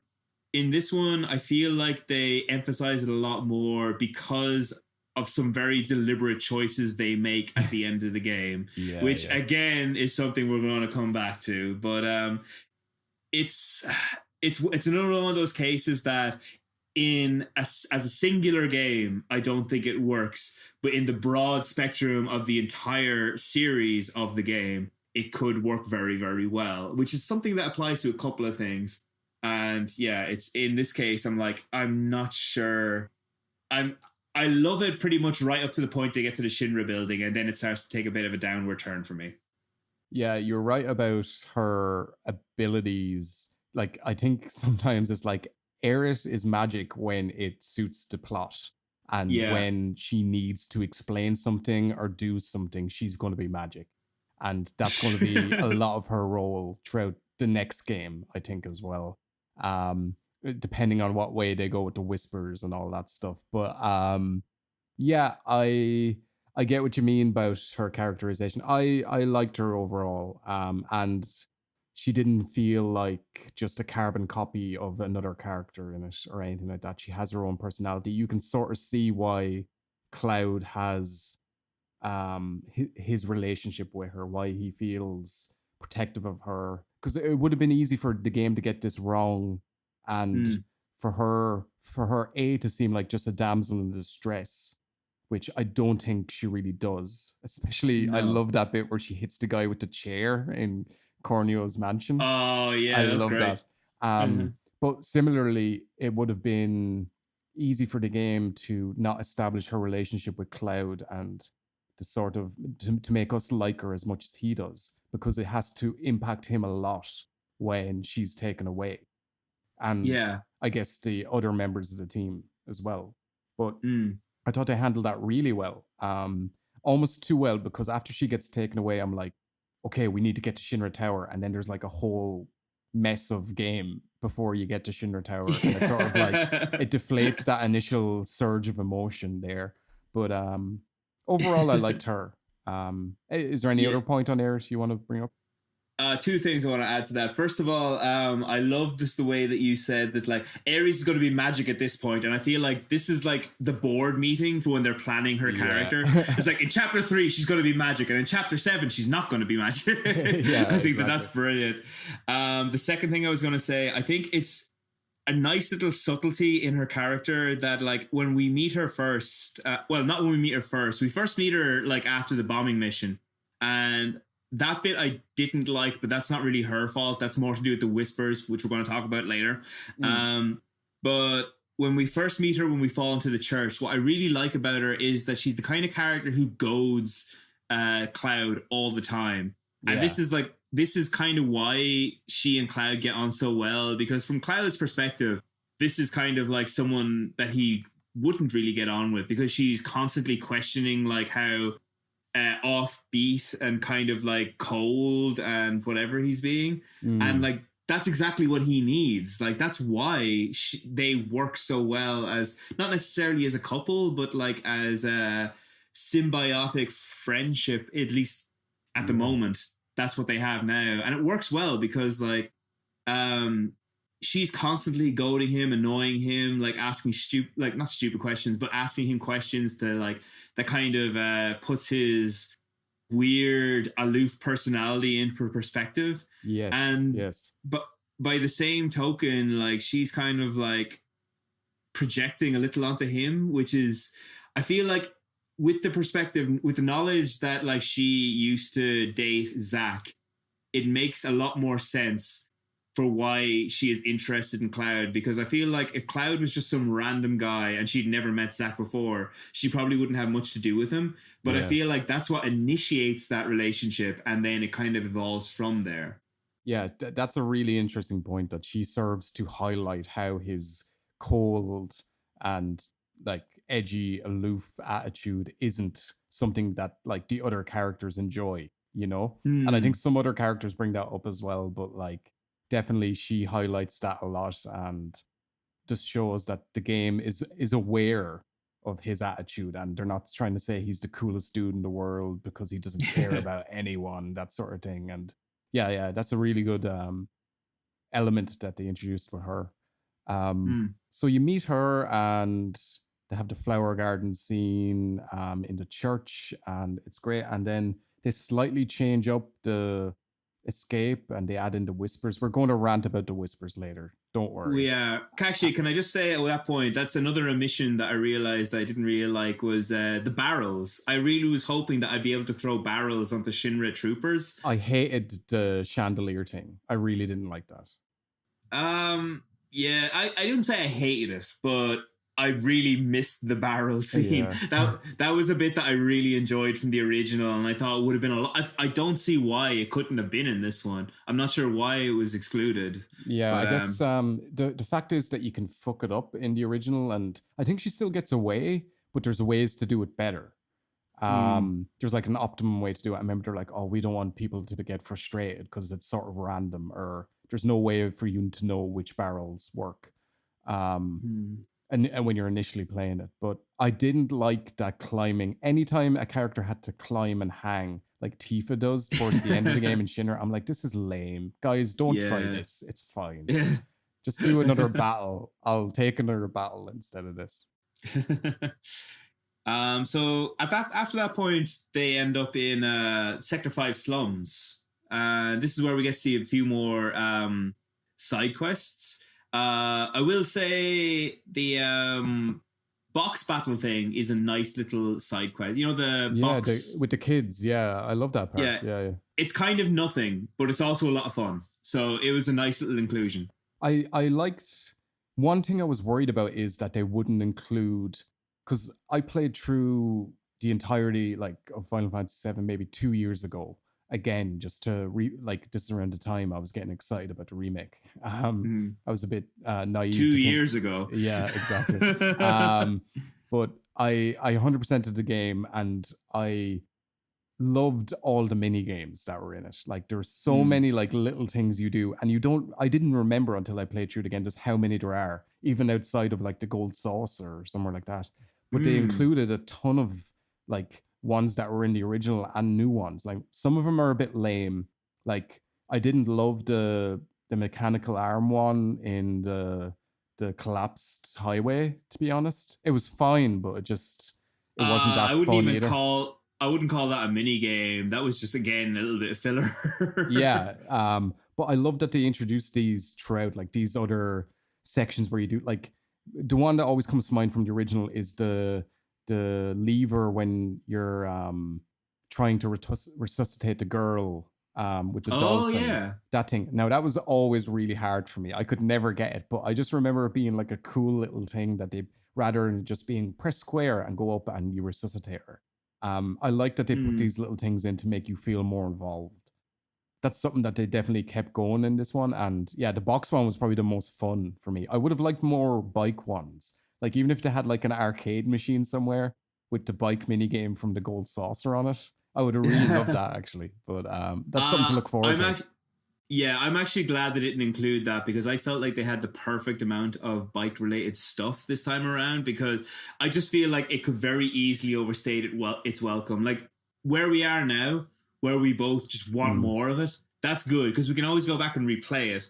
But it's good now that there's like not so much of it that we won't get sick of it when there's more of it later. You know? Yeah, and I guess they could have shoehorned it in a chapter where it didn't belong, and it would have been like, okay, you just wanted more bike in this. So yeah, I accept that. It's just I really enjoyed it as well, I guess. Yeah. But yeah, Sector 5 is really well characterized as well. I like the orphanage, and I love the visual of Aerith's house. Like that, I don't often take screenshots in games. I just, it sort of takes me out of the game a little bit when I do that, but that was one of the moments where I did it in this game. And yeah, I just thought that was really well done. And her mother as well, I really liked in it. Her performance and her look and everything, I really enjoyed. Now, this might just be a me thing, but right, her mother, there was something about her that was kind of, I think it was just a case of like, you're not what I expected. I think it was in my head, she was like an extremely motherly figure, very like soft toned and like friendly, yeah. Whereas in this one, like they kind of depicted her as like a bit more stern, and like I'm like, it's fine. It was done very well. The voiceover was great. The actress was great. Like all of it was done really well. It was one of the few times in the game where I was like, oh, that's not how I pictured it, and I'm not sure if I like it. Like, I can't argue it any other way except that it's not what I expected, and that's the only issue I have with it. But that's such a element of us playing the game and like imbuing our own voice and character into a lot of these people as well. And it's probably a testament to the game that it doesn't happen more often, really. Yeah, absolutely. But I liked her, and that slum area in general, I thought was quite well done. Can I mention one? There's another small omission that I missed as well. It was when oh, sorry, this is actually later in the game, but I'll mention it now because we're talking about Ares' mother. When she's going to the train station to wait for her husband to come back from the war. And there's one point in her flashback where she goes to the train station and you see like some girl gets off the train and she leaps into the arms of this guy and he spins her around. And then another really fat guy comes off the train and he leaps into the arms of his girlfriend and she spins him around.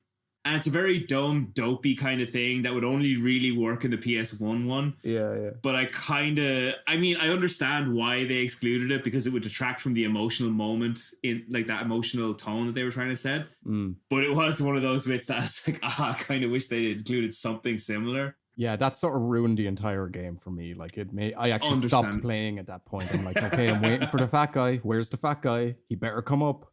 He's going to be the last boss now. They're replacing Sephiroth with him. It's going to be fine. Cool. So that leads on to the music. So I have a lot to say about the music, if I'm being honest. I have no doubt. I'm going to let you rant ahead and I'll just add some footnotes at the end. Yeah, okay. So much like the entire game itself, I loved most of what they did, I have to say. Probably more than my feelings on the game itself. Some of the reorchestrations of the teams that were already in it were amazingly done. They sound fantastic. Mm. One thing I loved is that they had several different versions. So they might have like a moody, atmospheric version of a team when you're in like going around inside a reactor. And then when you get into a battle, it would seamlessly transition into a more action packed version, like a more intense with like horns and strings and everything going 90. And I really enjoyed a lot of those. I've been listening to some of the soundtrack while I'm working actually during the week, so it's really good. Um, some of the new songs I loved as well. That's the reason I brought it up here. I really like the Sector 5 Slums team. I think it's called Mm. Hollow. Um, it doesn't sound like something that would have been in the original game, but I don't hate No. that because it does suit the tone of the area you're in and the overall music theming in this game itself. I loved the music dick, Freudian slip there. The music discs that you collect throughout the game. Some of them are mixed quality, but some I love, like Under a Rotten Pizza, the funk version of that. I really like. I haven't been able to find it online because I really want to listen to that, but some of those were great, and I quite liked the side missions involving those and collecting those. That was really good. But the only nitpick I have is that something has been lost in this orchestration of all this music. It all sounds fantastic. It all has a similar tonal theme throughout most of the game. You get there is diversity within the music, of course, like the team when you're on the collapsed motorway, which sort of has like a weird dubsteppy sort of glitchy feel to it. I Yeah. really that stuck in my head. And there's also like a more laid back reggae version of that track as well, and both of them are really good. But what's been lost is the synthetic sound from the original. That's right. Just before you continue, maybe you're about to do this, but can you explain just to anyone listening what you mean by synthetic sound? Yeah, so the original composer, Yumetsu, he had very limited technology to work with in the PlayStation era. I think it would have been mostly MIDI sounds, which are programmed into computers. So they might not Mm. necessarily be a recording of a real instrument, but it would be a computer replicating that instrument. Now, there are some exceptions in the original Final Fantasy, such as the choir in One Winged Angel, which is the best use of real voices from that year in a video game. If you had Or to, any medium. yeah, if you had to use it just in one song, that's a great place to put it, and there's a reason that's an iconic sound. He had these limitations with the original PS1 game, and that meant there was lots of synth and lots of artificial sounding instruments, some deliberately artificial sounding, and some that were trying to replicate something real. But now, jump forward to 2019, 2020, you can just record all that. You can have real instruments do that. And that Mm. sounds fantastic, but the synth sound of the original ties into the cyberpunk, steampunk sort of feel of the game. And it really it melds together the visuals and the character teams and the music together really well. Like when you're in this iron city that literally has a synthetic sun and synthetic stars above you, hearing an instrument that isn't real really ties into that and gives it like an amazing atmosphere. It's sort of like, Blade Runner, like that. I would hate if that Mm. score, that iconic score, had real instruments on it instead of those like fantastic sounding synths. Mm. It doesn't ruin the music for me by any way. I thought the music was fantastic. Some of the new tracks were great. Some of them I didn't like as much. The Wall Market team I didn't really like in this game, but it was fine. Um, Mm. but there is something lost in that translation, and I sort of wish they could have like subtly had some of those more synthetic sounds, some of those cheaper sounding instruments, just like subtly blended in with everything else, or in certain sections, especially the reactors or something like that. Mm. But overall, loved the music. That's actually a really interesting point. Like I think I registered on a subconscious level that like there were different variations of the music, but now that you say it out loud, it's like, oh yeah, that actually was a really, really cool point of it. I totally agree. I think that the music itself was brilliantly arranged, fantastically composed. Um, I think I do agree with you in terms that something was lost, but what I think might potentially be the reason for that for me might not necessarily be the use of like synths and that kind of electronic computer like noise, but rather that would you say, like, is there any possibility that the reason that the music doesn't seem quite so as iconic is because they've sacrificed the importance of the music over ambient noise?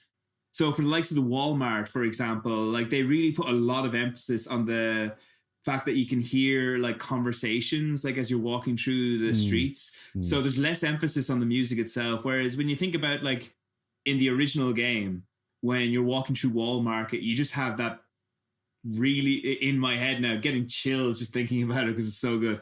But because I agree with you. I think that the Wall Market section in particular is like the music section wasn't as strong as it was, certainly not in the original and also in other parts of the game.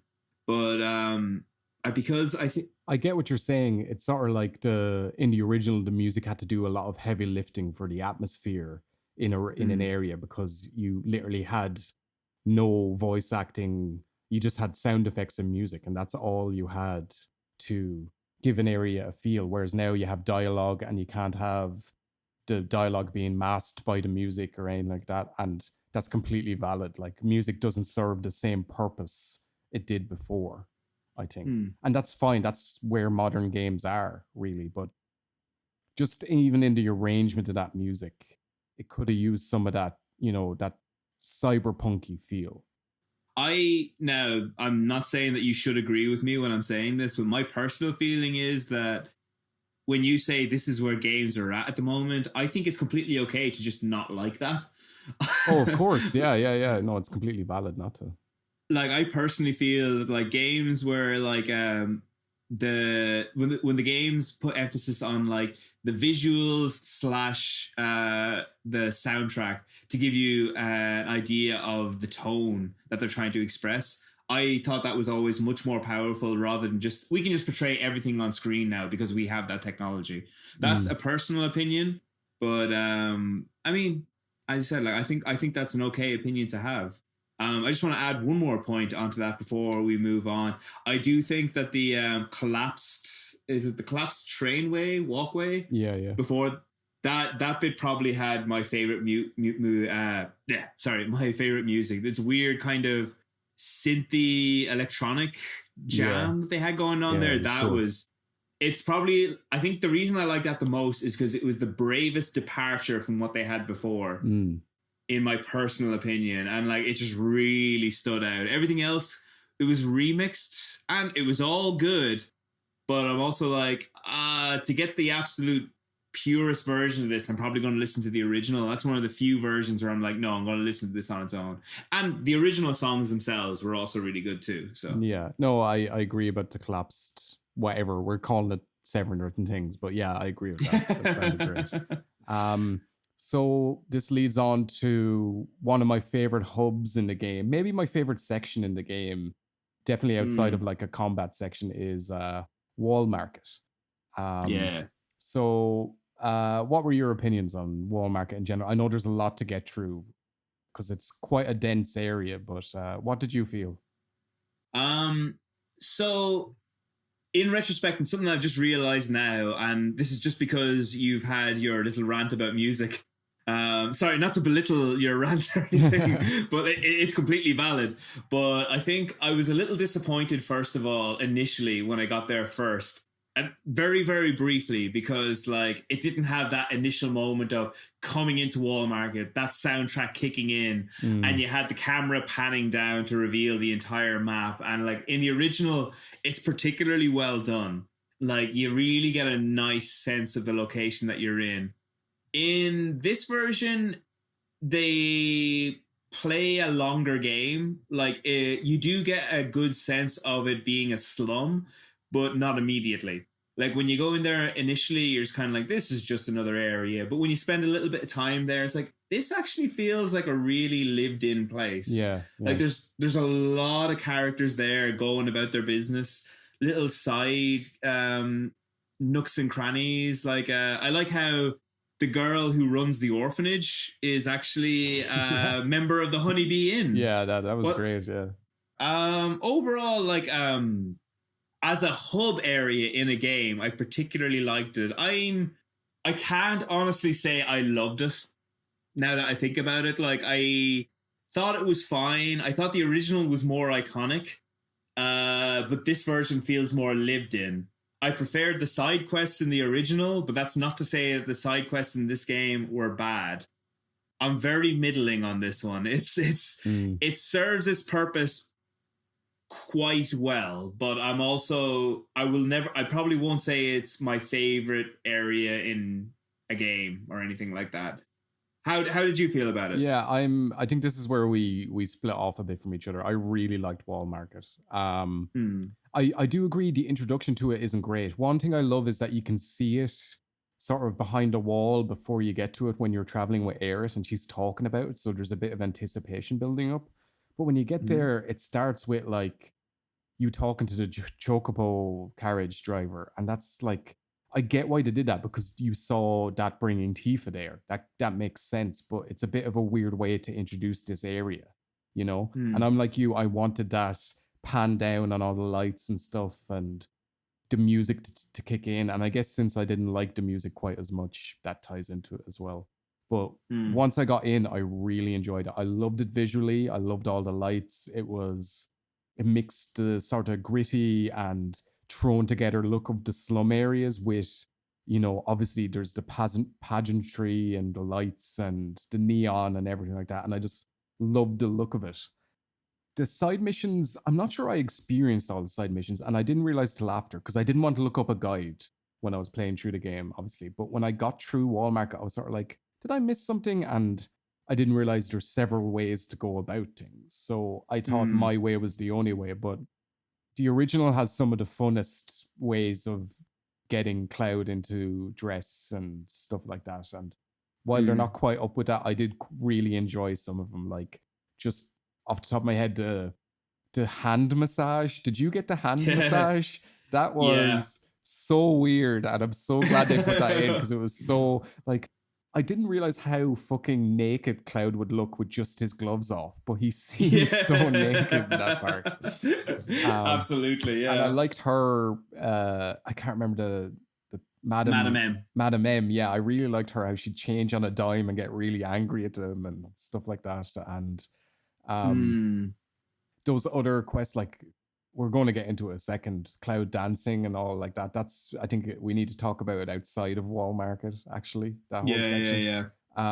But I loved the gym. I really liked the battle arena. I really enjoyed that battle arena. And I think that ties into the combat system being very enjoyable, like we ran over earlier. But like the demon house thing that they throw in at the end. Hell House, that's it. And like we didn't even realize it was going to be in the game, but they found a way to put it in. That boss battle's a little long, I would say. It's sort of...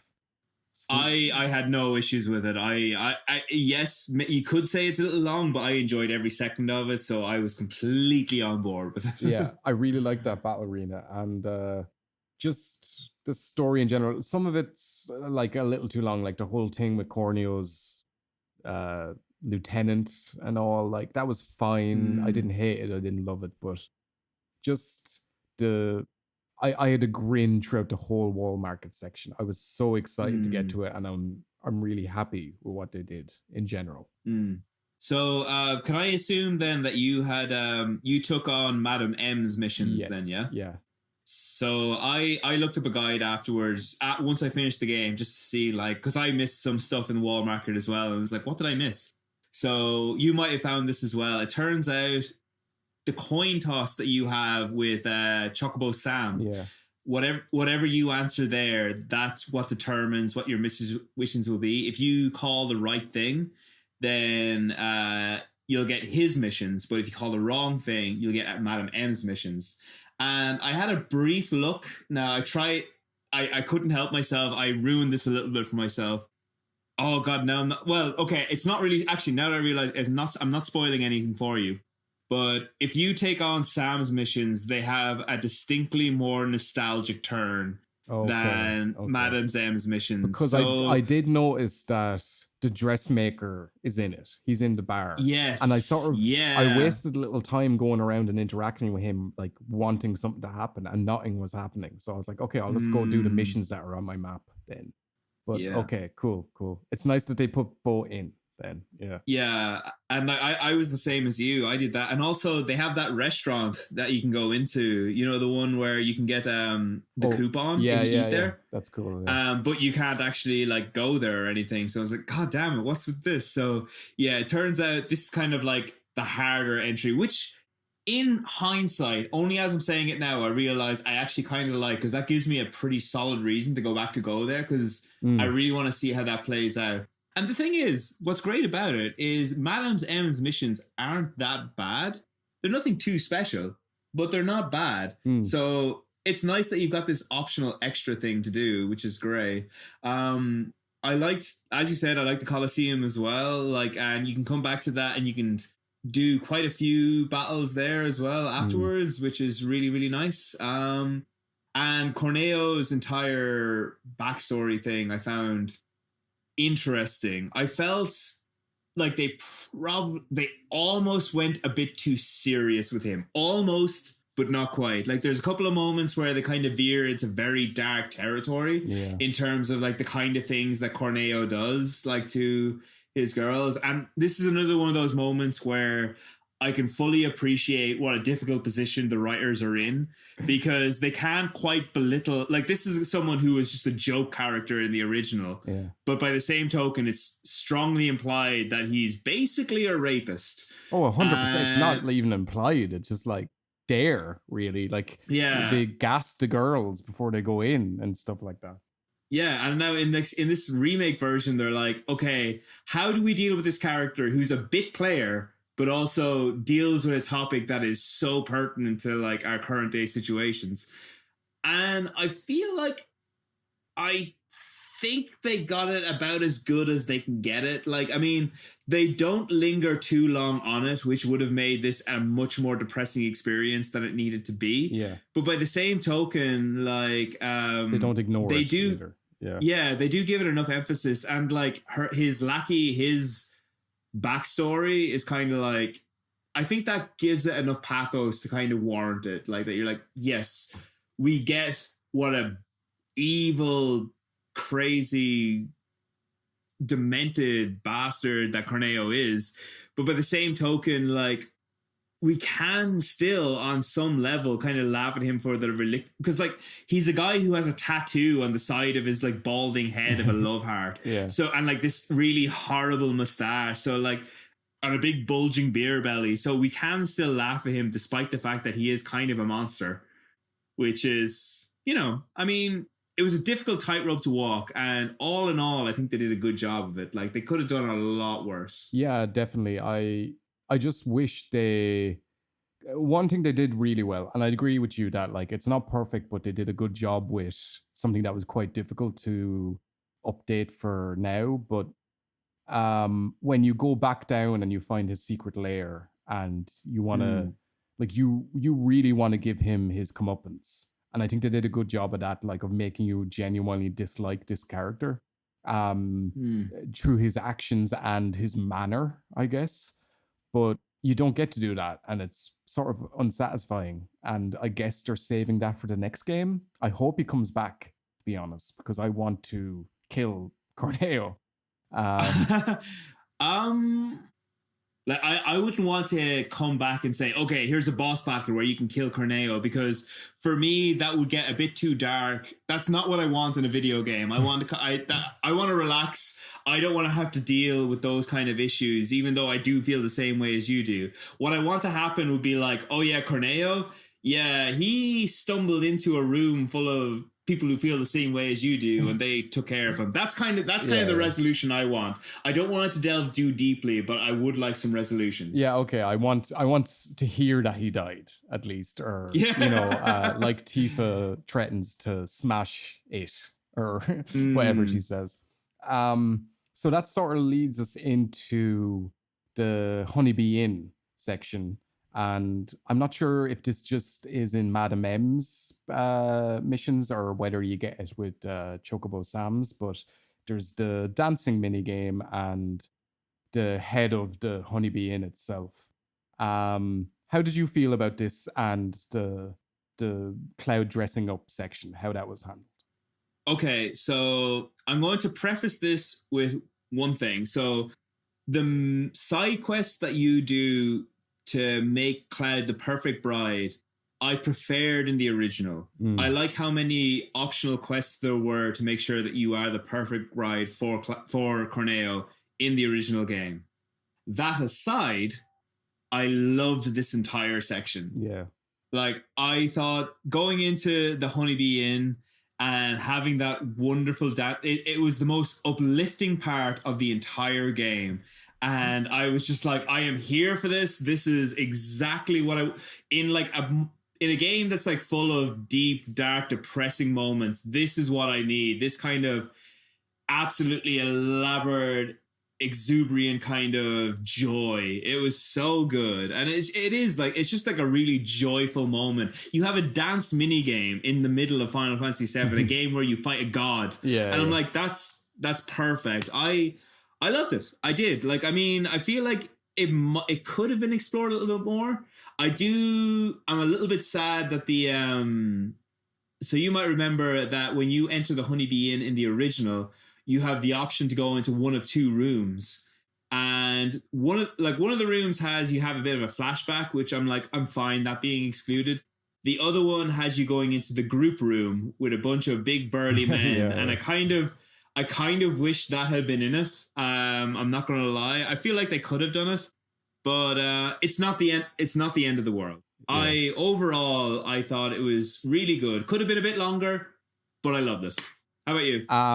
Yeah, much the same. I'm not sure if I prefer the original or not. I do really like the original. I'm not sure if I'm decided on either one of those yet, but just the image of Cloud dancing, that's one thing this game got, is that they had the lighthearted and goofy and off-kilter moments that somehow work with like those dark, depressing, world-ending, intense moments. And that's the secret of this game and the original, is that it has both. It doesn't get too mired in one or the other. And somehow the greatest thing they pulled off is making the tone work, because none of it felt like a crazy tonal shift. Even as Cloud was up there doing like perfect dance moves, I was like, yeah, he's a trained guy. He probably has very good timing, and there's definitely part of him that wants to experience things. So of course he'd get up and do this crazy elaborate dance move. And I loved his reaction to the dress as well. When Tifa meets up with him after getting to Corneo's mansion, and he says something like, cool, yeah, nailed it, moving on, or something like that. It's just it's brilliant, because at the same time he is somewhat uncomfortable. That's very clear, but it's also like he acknowledges that he looks really good, and he sort of maybe enjoys it a bit. Maybe I'm reading too much into that, but I love the dance section as well. So bizarre, but like Aerith's reaction to it, and just it didn't seem completely out of character for Cloud to be involved in this as well. Like, I'm not sure what some other people thought of that dance in particular, but I really enjoyed it. Like you were saying, it's very uplifting. I have seen some people on Twitter from the LGBTQ community saying that while they enjoyed this section, they thought it was quite shallow and a very surface level look at gayness, and it's almost presuming that all gayness is RuPaul's Drag Race or something like that. That's all cross-dressing and gayness culture is that, and it doesn't really, I guess, investigate what it means to be that in this world in any significant fashion. And like I'm out of my field talking about this anyway, but I do acknowledge that. But I think what they did was good overall. Didn't have a whole lot of depth to it, but like, is there another Final Fantasy where gayness exists, where sex even exists? Like, it's such a different game and of its time, and seeing it updated to now where like a modern Final Fantasy would never even touch any of these issues with a beanpole. It's really cool to see done, to be honest. Yeah, I know what you mean. Like, I mean, it's interesting actually, even that you brought up the idea that like, does sex even exist in this universe? Because I remember years and years and years ago, I was talking about this with a friend of mine, and you know the scene towards the very end of the game where Cloud sends every party member go and Yes. find what it is that you know that you find special, and he spends a night with Tifa. And I remember years later, it says, yeah, and it's weird. Like, you know, they just kind of like lie there together and it's cool. And it's like, they had sex, dude. And I was like, what? What? That was never explicit. What? Yeah. But like, you're right. Like, it actually, like, I mean, it is something that's implied, but it doesn't happen per se. And you are right that we are not in a position, like, to say, like, you know, what is like a positive representation of, like, you know, queerness in these games. But I agree with you. I do think that like it is a positive representation. Like, you know, it's the most joyous moment in the entire game, and it's a celebration of it's just a celebration of like love in all of its forms, like, you know, of you know, queerness, and there's a certain, like, there's a level of transgender and all that. So I'm sorry. eloquently put. As you can tell, I am not in a great position because, like, to explore this, because this is not like my area of expertise. But it is like one of the most positive, uplifting moments in the entire game. And yes, it doesn't, like, you know, explore in a deeper, more complicated way. But I feel like if they did that, it would have felt a lot more shoehorned in than the way they did it here. So after you escape from, or the lever is pulled and you're thrown down like Mr. Burns' office into an underground sewer, you fight through the sewers, pretty standard. Sewers are okay. Do you have anything to contribute on the sewers? Not really. It doesn't outstay its welcome. It's not really remarkable either. It's fine. Yeah, exactly. And then you get to the train graveyard, which is quite different than the original. Yeah. And quite a lot longer as well. Hmm. Personally, I didn't enjoy a lot of it, if I'm being honest. It was a little silly and not in a good way. I thought the whole ghost thing. I thought it would tie into Aerith being able to communicate with the planet, and I thought that was the angle they were taking with it. Maybe they were. I'm not sure. It was all a bit confusing, and it seemed a little shoehorned in, and it ends with like a really random boss battle with like a chariot ghost thing. Hmm. That, like, the boss battle itself was fine. It wasn't bad by any means, but the whole section just felt unnecessary, and it really fucks up the pacing of this section as well, I felt. And that's one of my bigger flaws with the game in general. Some of the padding does mess with the pacing of what are meant to be urgent moments. And in this Hmm. moment, we've learned that Shinra are planning on collapsing the plate above the Sector 7 slums, potentially killing everyone that Tifa knows. And they do have a couple of lines of Tifa being worried about it and unsure whether it's true or not that they're going to collapse it. But because you spend so long in a train graveyard, it sort of like deflates that a bit. Yeah, no, I do agree with you completely on that one. So, like, I mean, there is one argument to be said that, like, well, Aerith gets captured, so naturally you have to go and chase her. But you know, this is something that Square Enix have control over, like, so it still does kill the pacing, even if it is a necessary action. Mm. Yeah, they do have to go and save Aerith, but like, do they though? Like, I mean, is there any reason like why you couldn't just steamroll this a little bit? Like, the train graveyard, it was always going to be a difficult place for them to nail because it needs to have this kind of haunting atmosphere that the Yeah, original had, yeah, but it also needs to be short because you can't get away from the fact that, like, as you said, you're trying to stop a plate from falling and killing hundreds upon thousands of people, or God knows however many are supposed to be in Sector 7, who knows. But yeah, so this is a moment that there's a scene at the end. It doesn't justify it, but I liked, where there's a little girl who's a ghost mm, and she's playing hide and seek and she's saying like, "Okay, you can come find me now." And then like she repeats that 2 or 3 times, "You can come find me now." And it's obvious that like she's been like either taken by these ghosts or been killed, and basically she's alone. And it is a little bit of a heart-wrenching moment, but it doesn't excuse the fact that it does derail the pacing of this particular section of the game. I don't think there's any getting away from that. So for whatever anything that this part of the game contributes in terms of like these small like little sections, it really should have been shortened. yeah. And the point you make about the little girl is interesting because, like, one function that this section does have is Aerith has a little flashback to her own childhood, and I'm not sure if she, you know, experienced something similar or is just remembering it because of her interaction with these ghosts. But it does serve to highlight her isolation and the fact that she's the last of her kind in a way.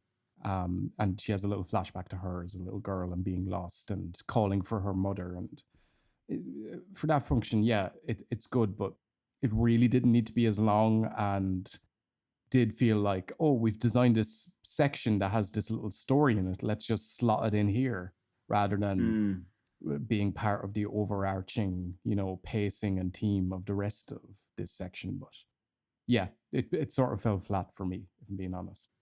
Yeah, like I mean, I'm all for integrating story into gameplay, and like this idea of like Aerith empathizing with this girl who was left on her own, and that does tie in quite well with the idea of her being left on her own later in the Shinra building in that room. But it just wasn't worth it. Basically, like they could have Mm. done. It's one of those moments that like I hate saying this because it kind of it makes it feel like it's cheap and could have just been done in a movie, that kind of vibe. But like it could have been done in a cutscene. It really could have. Yeah. Like there's no reason that like that needed to be shoehorned in. All this going around, like opening doors, killing random ghosts and stuff. It was way too long, and I like it didn't impose too much on the game, but I didn't care for it. I didn't hate the boss battle with the ghost in the main office. That's the only thing I'll say for it. I like the visual effect of it, like lifting up all the debris around the room and spinning it around and stuff like Mm-hmm. that. And the fact that like there was times when physical attacks didn't work against it, etc. But again, yeah, none of it felt necessary. Um, Yeah. then obviously what this is leading to is the plate falling, and you have that sequence which was amazing in the original as well, where the cloud runs up the staircase and is fighting enemies, and you get a confrontation at the top. But this time they cut away to Aerith and Wedge for a section trying to evacuate all the people of Sector 7. I personally really Mm. liked this section. It may for maybe for some people it takes away from the drama of what's happening on the plate, but I think the train graveyard's much worse for like deflating that sense of urgency there. And I liked Mm. that they had a thought for evacuating the people, and that some of them make it out, because you get to know this area and you get to know these characters. So of course they'd have a section where you can't just like blanketly kill them all without having some sort of attempt to rescue them. And it was nice seeing, because like in the original it happens off screen where Eric saves Marlene, Barrett's surrogate daughter. um And it's nice to see that in this section, really. It has that nice scene that you mentioned between her and Marlene in the bar as well. Yeah, I mean, when she's trying to save all the other people. Now, one thing I will say is I would have liked it if it was a bit more frantic. There are moments where you're walking through and you can literally just kind of stop and stand still. Like this is something that I did personally. Like at one point I just kind of stopped and I stood still. I checked my menu, you know, I think I was re-equipping materia and stuff. And I kind of felt like, shouldn't this feel a bit more urgent? I'm not sure what they could do. In my head, I was kind of thinking maybe a QuickTime event would have been good here. But I'm like, no, QuickTime events are very rarely. Like, I mean, there's a small part of me that kind of thinks maybe, like, if she's running through and you have to press certain buttons to, like, warn certain people if you notice them, that kind of thing. But I don't know. I mean, I'm not sure how exactly they could have made that a bit more frantic. It was fine as it was, but yes, I love the scene with Ares and Marlene because, first of all, it shows like Ares just how good she is with people. You know, like it's notable how quick Marlene is to trust her, even though initially she's kind of like, "Who are you?" Blah blah blah. But she does trust her very quickly. But also, there's that another wonderful line that comes from Marlene where she asks like, "Daddy isn't coming home," and like Aerith does her best to kind of say like, he's got some work to do. You know, she's kind of trying to like dull the blow as much as she possibly can. Yeah. But it doesn't work. And Marlene starts crying. And I'm sorry, that is one of the most emotionally powerful moments in the entire game, like in my personal opinion, because this is something that is repeated several times. You know, Marlene asking, when is Daddy coming home? And Barrett going, like, saying to her, like, you know, while he's on a mission, says, "Don't worry, Daddy's coming home soon." And like, it's this whole idea of Daddy coming home, and like the idea of separated siblings from or separated children from parents, which is like a very real thing when it comes to like wars and you know this kind of like these kind of disturbances in the general peace. I found that bit very, very powerful, I have to say. And definitely. Also when Aerith meets Sung and saying like, okay, let's cut a deal, and just seeing the whole thing play out, it was something that could have played out quite badly, but I think it was played very well. Yeah, it was one of those moments where, like Jessie's side mission, that they fleshed something out that I really liked, that they did add it in, and it didn't feel like padding like some other sections we've touched on did. And Marlene is like, she isn't much of a character in this, but she's definitely better drawn and done than in the original, where she's just like a little person, basically, just a little pink square that Barrett likes. That's all she is in the original, but she has somewhat of a personality in this one, which like really helps with Barrett's, like, especially after the play collapse and Barrett's frantically like trying to get back to her. It helps, you know, sell that to us, I think. Totally. And if you don't mind me just adding this is another little omission that was there. I was a little bit sad that you couldn't give the flower from Aerith to her optionally, like in the original. Like you were kind of forced to give it to Tifa, because in the original game, I always gave it to Marlene. Yeah, why wouldn't you? Time. Yeah, exactly. Yeah. Fuck Tifa, man. So yeah, the entire plate section I really liked as well. It was exciting and frantic, and I liked the helicopter that you had to avoid at times, and some of the aerial enemies are a little annoying to fight, but I didn't find them too bad. But yeah, what did you think about those enemies actually? So yeah, no, I mean, there was one enemy, I think it's that Hella Trooper enemy. Yeah. I think he has like a constant dodge thing, which honestly, it just added variety to the enemies, so I was all for it. Yeah, I didn't have any issues with those now, to be honest. While we're on the plate at this point, or climbing the tower, we encounter some character. So we encounter Biggs and Jessie in their supposed death scenes. Yeah. Now I was a little bit indifferent to both of these. So Biggs, I was kind of like, okay, that's not as sad as I was expecting. I'll keep moving. Jessie's was a little bit more emotional, but oddly enough, I wasn't as moved as I expected. Yeah. So I'd like to hear your thoughts on that. I'm much the same. Biggs I didn't mind because A, you don't get to know him as much, and B, you can't dwell on it for too long when there is a more pressing issue up ahead as well. So that was fine for me.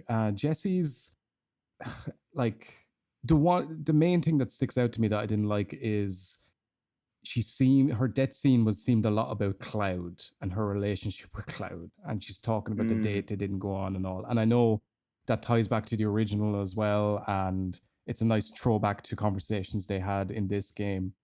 But like, surely she'd be thinking about her family, or her be scared about her life going, or the cause that they're fighting for, or something like that. And that just felt a bit weird. That was a lot about Cloud, someone who's relatively new to her life. Right. And overall, I didn't find that scene very impactful, but I did find the plate falling impactful. And like you were saying, there's lines by Barrett afterwards where he's cut up about it, and you go and one thing I thought was great was visiting the ruins of the plate falling and seeing the destruction and all. I didn't quite like the underground lab part that came with that, but visiting the ruins I thought was a great addition. Yeah, I liked that in theory, but I hated the fact that at one point you see Wedge, the floor drops, you have to go through an entire dungeon just to get back to the same point that you were at originally. That was in some, like, I mean, I would say it's the worst case of padding, but we both know what the worst case of padding was. We've talked about this already. We'll come up again later. Yeah, like, I mean, that was the most obvious case of padding. Yeah, I liked how they showed the aftermath of it, and I really loved Barrett's reaction to it. Like, I feel like so much is forgivable for his delivery of the line, "They should have returned to us." Like, that honestly floored me when I heard it first. Yeah, and it was good. And then we have the boss battle as well at the top with Reno and Rude. Yeah. That's a really, really good one. That was probably my first game over in the entire game, I think, because like for the most part I was kind of doing okay, but that one took me a bit by surprise. I wasn't expecting Rude to come into the battle. Yeah, it's a step up generally, I think, those two guys. It's fun.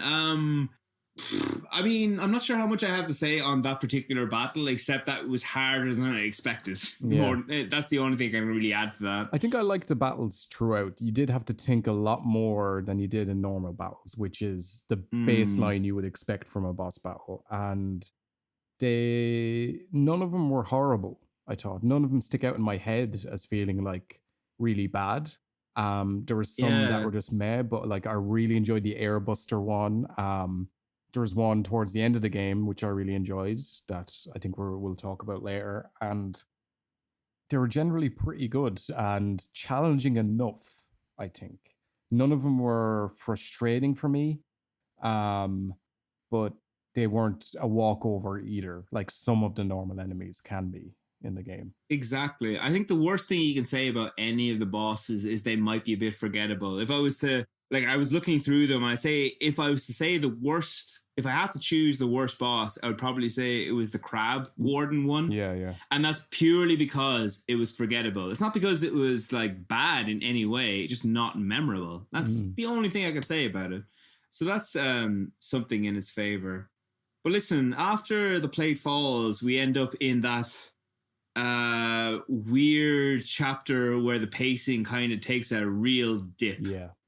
And that's probably the biggest flaw with the game, is its pacing inconsistencies and padding, to be honest. Because when the play falls, you look at the runes, etc., and you go back to Marlene's house. Or you go back to Aerith's house to find Marlene. And right then, I had like such an emotional connection with the plate falling that I really wanted to go to Shinra Tower. And I'm like, yes, this is coming up next. We're going to climb the wall. We're going to go to Shinra Tower. It's the showdown. Like, I thought I had like 2 hours of game left when I had probably 7 hours of game left. Yeah. And that's understandable. They needed to make the game longer, but really, there are more side missions here. And that's fine. Like, you needed another breather, let's say. They couldn't jump into another set piece, I guess, but you lose that emotional train that you're on, and it sort of gets deflated again. Can I make a point here now? So you're saying that you needed a breather, but like I would argue that the climb up to the tower should have been the breather. Oh yeah, of course, yeah. I will say there's another omission here. Now, one of my favorite lines from the original, which wasn't in this remake, and it's again one of the most powerful, emotionally powerful moments in the original game. It's when Barrett goes back and he finds Marlene at Ares' house. So if you go back, right? So when you go into her house, Ifalna, or not Ifalna, sorry, Ares' mom, what's her name again? Something like that. Whatever her name is, anyway, she says that Marlene is upstairs and Barrett races upstairs. Now, in the original game, you can follow him at your own pace and you'll find him just kind of like hugging and kissing Marlene, whatever. And if you go over and talk to them, in the original game, Marlene says, "Daddy, don't cry, your whiskers hurt." and he's like, "I'm sorry, I'm just so glad you're okay." And I'm like, in that moment in the original, that is so powerful. It's the line, "Your whiskers hurt." Yeah. The idea that like he's hugging her like so much, and she's just like, he's so happy she's still alive. That really comes across in the original version. In this one, I didn't feel it as much, I have to say. Like he goes back and like he finds her. And she has Aerith's mom has that moment where she's like, "I said she was sleeping," and he's like, "Oh," and he starts creeping up the stairs. And they trade off the emotional payoff for like a comedic note, which I'm like, I think I would have preferred the emotional payoff at that moment, I have to say. Yeah, there is some sort of emotional payoff from it, because you do get some sense of him frantically wanting to get back and making sure she's okay. But yeah, it isn't quite the same as the original. And they leave very quickly as well. I guess they do in the original as well, but not the same sort of impact. But so you have some side missions there, and then you move on to, you have this section in the sewers where you're trying to find Corneo, and you have another boss battle that's a repeat of one of the old boss battles. This is more padding. It's not the worst example, like we said, but it's fine. I honestly think we can just skip past it. It is just more padding. It is what it is, and we're kind of like whatever on it. So yeah. So you climb the plate. These sections again were fine. Nothing major to say about them. The only thing is that sometimes the background graphics did, especially when you're up higher, you could tell that it was just like a static photograph underneath you. Yes, I'm glad that you said that now, because this was the moment when I started to realize that the graphics, like, it's weird how in the chapter when you're back in the Sector 7 slums looking up the skybox, you're like, "Oh my god, this is amazing." And then in this chapter where you're climbing up the plate and you're looking at a very similar skybox, but weirdly enough, it doesn't look as good. Yeah. It definitely doesn't. It's very strange. I'm not sure why that was the case. I feel like I'm sure they just didn't have time, whatever. I'm kind of whatever on that. Like, I don't want to, get too hung up on graphics. That's not what's really important in this game. Yeah. I will say one very good thing that happens in this chapter, which I really, really liked, was that weird helicopter boss. Its name, Valkyrie. So this was a really smart move in the game, because in the original game, when Barrett, Aerith, and Red 13 are going down the elevator, they fight that weird tank boss. It's called the Arsenal. And then as soon as you kill that off, it's followed by this helicopter boss. And in all honesty, looking back, I'm like, that was a bad move. Yeah. It doesn't really make a lot of sense to have two bosses back to back, because it lessens the impact of both. So it makes a lot more sense to space those out. So this is like one of the strongest moves the remake does, that it repositions these bosses in such a way to make them more meaningful. Like, this is one of the really strong parts of the game where I'm like, yeah, you made a really good move there. So I have to say, and like, they put him in a place that really makes sense. Yeah, of course. When Yeah. when you're trying to climb up to the Shinra Tower and you're going over all this debris, totally makes sense for like flying robotic enemy, like who's kind of a security bot basically, to be hunting you down at this point. It's like that makes perfect sense. Really, really great moment in the game, I have to say. Yeah. No, that was a good decision to make, and I enjoyed that boss battle, and it makes sense in the context, like you're saying, and I enjoyed it later, the tank version as well, later when you fight that. I really like that one, actually. So from here, you continue on, and we get to Shinra Tower. And one interesting thing just to start us off, I thought when I went in, I was deliberating because I knew in the original there's a choice that you can climb up the stairs, which is boring but sort of funny, or you can burst in through the front door, which is sort of action-packed but different. And I didn't realize that there is a choice in the remake, because I went down a certain path and I must have missed where you go up the stairs because I was sort of thrown into just the main lobby of the building. Okay. Where do you go up the stairs?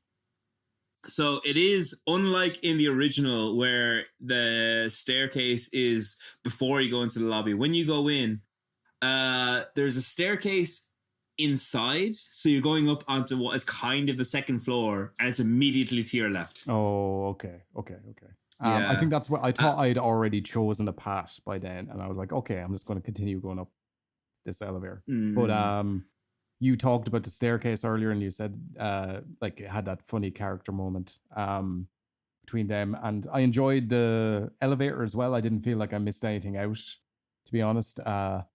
And I really liked the design of Shinra Tower. I thought they nailed that futuristic, sort of neon tinged, but not too much corporate vibe. The really corporate vibe is something they got really well, I think. Yeah, absolutely.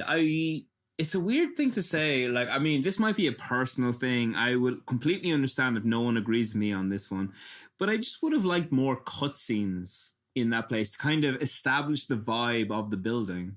Because we do skip a lot of the, I hesitate to say side quests, but like there's a couple of floors that you go up in the original where like you have to crawl through vents. You have to replace parts of a diorama to continue on. And I am glad that they didn't have that in there because it would have felt very repetitive and boring.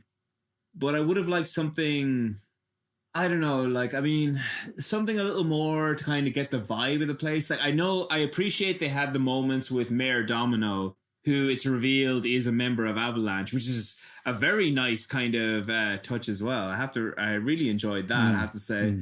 But I don't know, I would have liked more on the main floors of Shinra Tower, something with secure.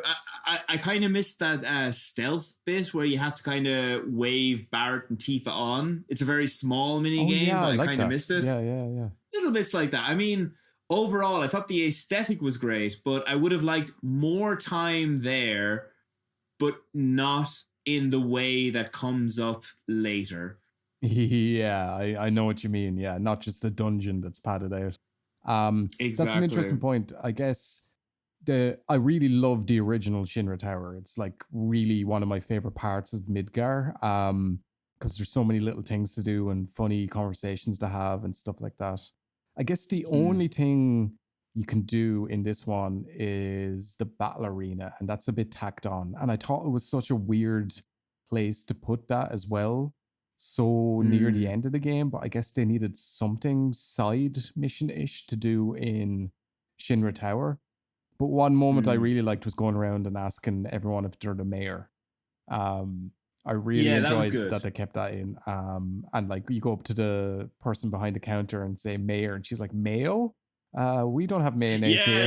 Yeah. That was really good. I enjoyed that a lot, I have to say. Yeah. But yeah, you continue on up and you get to meet Hojo. I like Hojo, actually, just how creepy and slimy he is. It's really good.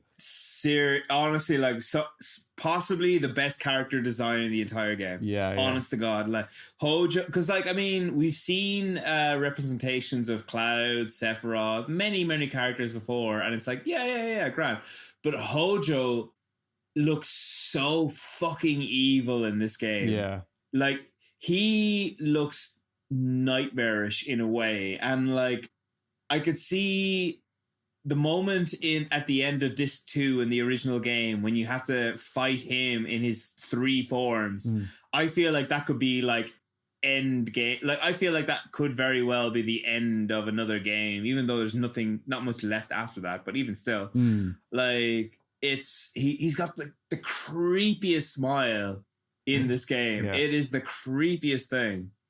But the unfortunate part of Hojo is he has probably the worst section of the game. Yeah, so we've been dancing around this, but you get into Hojo's laboratories, you fight a boss battle that's quite fun, and then you go to a walkway and you're right in front of Genova, and the walkway collapses, which they love doing. They love having just the floor collapse and you have to go back up. And it is so long, and it's got this mechanic where you switch between the parties, and I don't hate that in principle. It's nice to, use characters that you didn't quite use as much, but it's really long, and I kept thinking it was going to be over soon, and then it kept going and going, and it was lame, especially since Red 13 is introduced here, and you don't even get to use him, really. He's just like a computer controlled character that joins you in battles sometimes.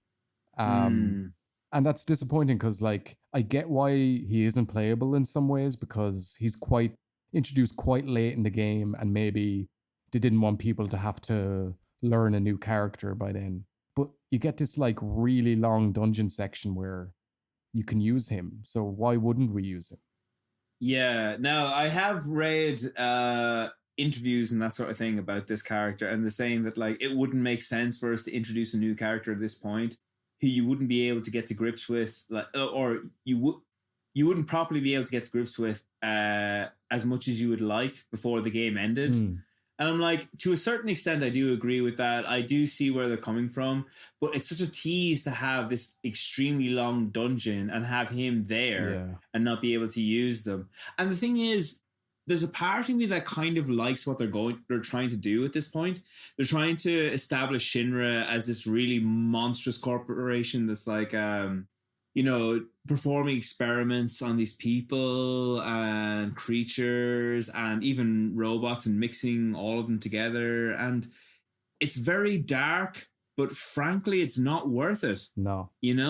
It's something that even if you wanted to do it, it would have been something that they could have explored a little bit here, and again in the flashback that comes shortly after this in the original, when Cloud is in he's having his flashback where he was on a mission in Nibelheim. Yeah. And he goes to the reactor there where he discovers all these experiments there. So they could have like very easily cut this section in half, if not less, and have them explore a little bit of this monstrous research that they're doing here. Not as I'd say they could cut it down to easily about a third of what they have now, and maybe a similar time period in the next version of the game, and that's all they needed. But the fact is, the drum is easily the worst. It's the worst version, the worst part of the game. Yeah, I'd agree. Easily the worst part of the game. It's the most obviously padded part as well, because some of the other padding, you're like, okay, some justification with it, not all of it, but some of it. But this section is just like dreary, really extended, and they keep trying to justify it in the game, which is annoying. They're like, oh, we better play along with Hojo until he lets us out, and I'm like, no. It doesn't. They didn't sell that to me, and again, it fucks up the pacing, getting towards the end. Yeah, because at that point they're literally at the moment in the game where they're like, get to the chopper, and like nobody at that point should be like, oh well, we could be getting to the chopper, but we've got all these monsters to kill. Yeah, exactly. But one plus point of this whole section is, like we mentioned, Red 13 is introduced. He's not around for very long, so we don't have too much to say about him. But one thing is they nailed his voice. The voice performance was perfect. It's exactly what I imagined in my head as like a 10-year-old or whatever when I was playing the original. And I really liked him. And my favorite line in the game is from Red 13 when you're in the room with Aerith and she's explaining what everything is and the whispers and all like that. And Barrett says something like, "Were you just a Shinra lab rat? I mean dog?" And Red 13 goes, "I am not a rat dog. I am." I love that. Yeah.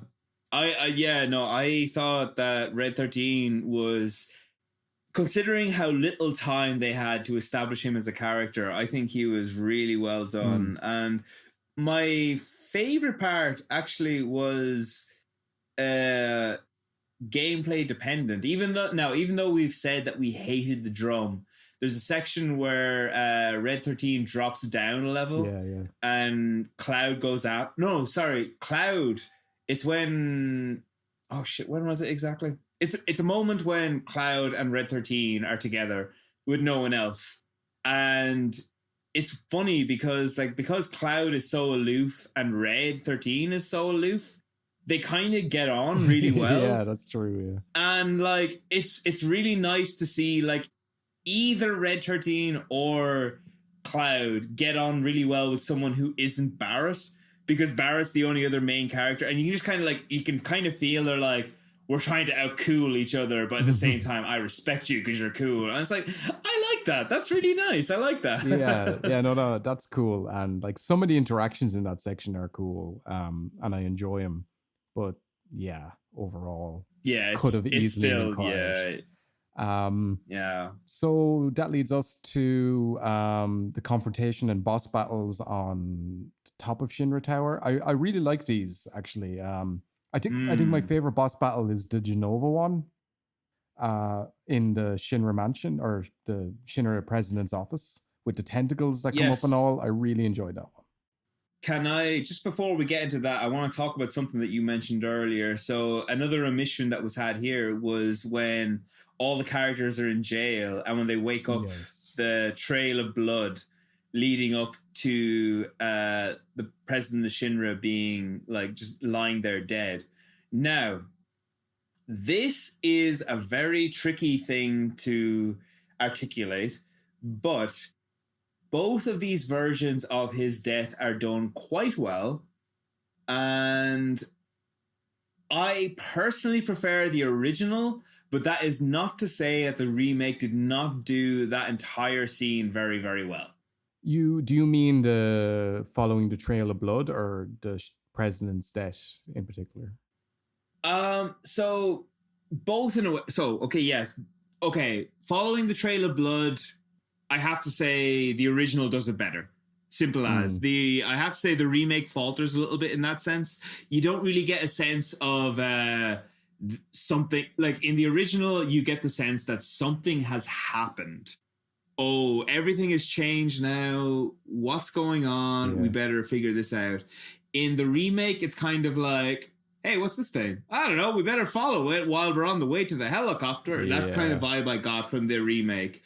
And that's not done as well. Now, having said that, the death of the president is done in a way that I quite like, because I very much like Barrett's moment with the president. Like, I like how Barrett chooses to save him. Yeah. And then, like, he expresses how the reason he did this was because, like, his entire motivation for everything that he does is to save the planet, and that he is, even though, like, he doesn't seem like this on the surface a lot of the time, he is smart enough to realize that, like, I'm doing this for the planet. I want the people to know that you are bad, and I'm not just going to kill you because I'm fueled purely by rage. Yeah, and it is important. And I like that. But having said that, I still prefer the original. I loved coming up to the top of the staircase, walking into the office, and just seeing the president of Shinra is dead, and he's got a sword sticking out of his back. That iconography is beautiful in the original, and there is a part of me that kind of misses it in this one. I was waiting for that moment, and I agree with you. I like what they did. Barrett saving him and their brief interaction, that was cool. I guess we have both, if we want to put it that way. But yeah, the image of him with that long sword out his back, and you're like, that's Sephiroth's sword. Was amazing. I guess maybe it's too early, but we should talk about the fact that Sephiroth appears a lot in this game. Yeah, I think it's time that we approach that because we have been dancing around it. Yeah. So, Sephiroth is a major player in this game, and there is no denying that in the original, he doesn't really show up at all until this point in the original game. So, I'm not gonna lie, I don't like it in the remake. Well, you can sort of see why they had to do some of it, because it just ended at Midgar. So if you only hear about him at the very, very end, for new players especially, it'd be like, who the fuck is this guy? But it's too much. Actually, can I just say I disagree with that completely? Okay. I'm going to reference a movie to explain my reasoning, right? You've seen Batman Begins, right? Yeah. Okay, so do you remember the very end of that movie? The Joker card? The Joker card, right? Imagine something similar in this game. Right? You could have made this entire game about like a big corporation and propaganda, because that is a strong theme. A really strong theme that could have sustained this entire game. And it would have been really nice to kind of like end it on like this new threat coming in. Like they could have ended it in a way that like so Barrett comes to terms with this, like he's like, yes, even though I'm like fueled by rage, I'm also doing it for the right reasons. And like, you know, they could have raised all these interesting questions. And then when they were close to resolving it, brought in this new threat. Hey, by the way, this guy, completely new. Let's bring him in here. Which is exactly what they did in the original version, and it worked just as well then. I would have much preferred that. Now, don't get me wrong. I will say that there are some scenes in the remake that are done quite well. I really enjoyed the first time that you see a hint of it, like the feather that floats down in Reactor 1. Yeah. And Sephiroth does act the way I'd expect him to. Up until a point, pretty much up until this point. Yeah, it's too much. There are far too many scenes of Sephiroth in this game for my liking. I definitely agree with that point. I'm not sure I agree that just having the sword at the end and the mention of him then would have worked. I think a few little flashes of him would have been good throughout. Maybe less than there is now, because I did enjoy... There's a whole thing that we didn't talk about is Cloud's trauma and his flashbacks to that throughout the game. And I thought they were integrated really well. And him appearing there occasionally works for me. Maybe not quite as much as they did, but occasionally. Like there's one moment when you're walking, I think after the plate falls and you see him and it's really vivid. And there's like a few seconds of his music theme. And it's like really well done, really intense.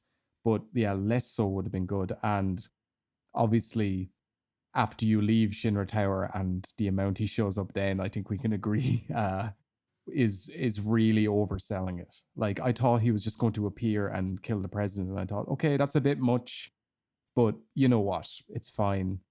But then it buys a house on the wrong side of the line, really. Yeah. I remember my least favorite appearance of him was there's a moment when you get your apartment in the Sector 7 slums. And I remember I was playing and I was talking to a friend of mine who was screen sharing at the time. So she was watching it as well. And I remember as soon as I opened the door, a cutscene started. And I was joking at the time. I was like, ooh, I wonder if Sephiroth is going to be in there with like silk stockings lying on my bed. And then when I opened the door, suddenly Sephiroth was there. I was like, oh my God, are you serious? like he shows up, I'd say exactly twice as many times as he should. Yeah. They should cut it exactly in half, and I think that, like, yes, you could get away with it. Now, the ending, I think we may disagree on, possibly. I'm a bit iffy on the ending because it's only occurred to me recently, but we'll come to that in a little bit. The Genova fight I want to talk about. So you really enjoyed that? I really enjoyed that. I thought it was good. Getting to use all your party and Red 13 that you had at that moment was great. You had those tentacles coming up, and it was just a really good use of that space. And it felt like a good time to have a boss battle, even though it was a sort of new one.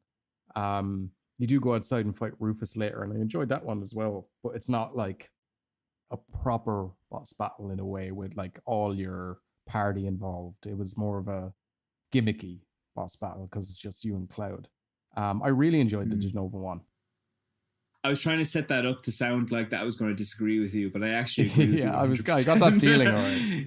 Yeah, no, I do. I think the Genova battle is like one of the strongest in the game. Like, I think it's a really, really good boss battle. It's the tentacles in particular, the fact that you have to like knock all of them down before you can hit Genova. It's a really, really strong, interesting, well integrated boss battle. So I thought that was great. And the Rufus boss battle as well. It's funny because in the original, it's a really dramatic moment, but it's also a really easy boss battle. Yeah. And the remake, I feel like they've improved on it because it's a much more difficult battle than it is in the original. Yeah, definitely. He's quite a challenge, and I liked some of the mechanics with the gun and how you had to parry him a lot and counter him. I really enjoyed that, and it's sort of that whole escape sequence I really liked from Shinder Tower, like those boss battles and the battle down below with the tank thing. I can't remember the name of it. With the Arsenal with Barrett and Tifa and Aerith. I really like that, but so like a lot of strong boss battles there. And then you have the motorbike chase sequence at the end, which I really liked. I liked that they incorporated the other tank whose name I can't remember into the chase. Motorball. Motorball, of course. Yeah. I like that they integrated him into the chase itself. That was really good. And I thought this is all the climax of the game, like a load of bosses in a row and the spike chase. Like, wow, that's a really strong note to end the game on. Yeah. But then... Okay, so just before we get to that, so yeah, I thought the Arsenal was a really good fight. Rufus fight was really good. I really enjoyed that. Just before we get on to that ending, can we talk about Cloud's bike foo, as you called it earlier? That was a little silly, but I don't know. I didn't hate it either. Maybe I'm being a hypocrite, but yeah. No, I'm glad that you said that because like it's one of those moments that stretches your cynicism. Like I'm almost kind of like, did I like that? But I think it kind of manages to stay just about within the bound. Not, I wouldn't even say realism, but within cynicism. You know, like it's not realism at all. No, but I'm like, I'll take it. You know, it's kind of like at this point in the original game, things got a bit ridiculous. So I'm like, I'm kind of going to take it. And that wonderful bit where he knocks out everybody but Heidegger. Yeah. I was totally down for that. I have to say. Yeah, and emotionally in that moment, you're sort of like, fuck yeah. Like, this is stupid, but it's sort of like, yeah, get him, Cloud. Totally. Your bike. So then we have the motorbike version. And now I said before that I think it would have been great if Roach was in the motorball. It makes sense. It makes sense. It would have made sense, but he wasn't. But I will say the motorbike boss battle was really good. I really enjoyed it, yeah. Yeah, I kind of thought in my head that maybe they're going to have like a boss battle after this, and I thought that would have slowed things right the fuck down. So I'm glad they didn't. I thought that was planned very, very well. And it makes sense to introduce him along the motorway as well, because it is a vehicle, and having a boss in that section on the road is perfect. And I like the way like you have to attack its wheels, etc. But now we're coming up to the cheese, to the rub. Yeah, this is the bit that everybody's been waiting for. So I'm just going to give a brief outline of what happens Cool. for people, just on the off chance that people have listened to this without playing it and aren't sure what happens. So, or played it and aren't sure what happens. Yeah, because that could happen. So essentially, what happens at the end of the runway, Cloud has kind of a shared hallucination with everybody in his party, where he sees Sephiroth appear in front of him, and he basically says, "I'm waiting for you, Cloud." And then he walks off into a portal. And you walk into that portal. And when you do, you discover. So it's essentially the accumulation of all the whispers, these ghost-like, specter-like apparitions that have. Dementors who have appeared throughout the game and who have kind of impeded people's progress, both protagonist and antagonist, throughout the entire game. And there's like a giant version of that in the middle. He fights that, and then once he defeats it, he fights a version of Sephiroth in some kind of weird decimated Midgar world and defeats him. That's basically what happens, and we need to talk about it. So, Michael, I'm going to give you the mic first. You tell me what you think happens there and how you feel about it. I mostly hated this, if I'm being honest. So to start off from a pacing point of view, okay, I guess they wanted to end on a big, huge, dramatic moment. That's cool, but I thought we already sort of got that. And it would have been really cool to end on that moment where everyone's at that end of a highway that's still being constructed, like from the original. And they're sort of just, looking out on the horizon about they've got the whole world in front of them and they're going to embark on the next stage of this great adventure. And that would have been such a cool moment to end on. But instead, we get this really weird section. Like, from a gameplay point of view, it's not that fun. There's some battles, you run around some collapsing scenery, then you fight Sephiroth, which is fairly challenging, but like not satisfying by any means. And the whispers throughout were just an annoyance to fight, and you were so confused about what they were, but it turns out that they are like a literal metaphor. Like, you kill a metaphorical god at the end of this, because it's the only, like, these are meant to be like the arbiters of fate, of destiny, and they want to make sure everyone's staying on their pre-aligned path that destiny has ordained for them. And the only like angle I enjoy this from is from like a metatextual angle, because this is obviously a reference to the fact that they're remaking a beloved property that a lot of fans will have an opinion of, and it seems like the whispers are in-game representation of the fans' desire for there to be as little change as possible. And when the main characters literally kill that thing, it's sort of making a statement that, things are going to change from now on. I like that in principle. It's very, maybe I hesitate to say this because he didn't invent this by any means, but it's very Kojima-esque to have such a literal representation of something within your game. So from that point of view, that's interesting. I just did not enjoy this at all when I was playing it, and I was just so confused. And we'll get into the implications of the ending after, which I'm not entirely amazed about. But what did you think of the whispers in this ending part? So, my feelings on this ending are mixed, to say the best. I love what you're saying about the meta commentary in terms of like how fans are like seeing the sequel or the remake. And I think that is completely valid. I don't think there's any other way to really look at this, because if you look at it from a generally narrative perspective, it's kind of fucking nonsense.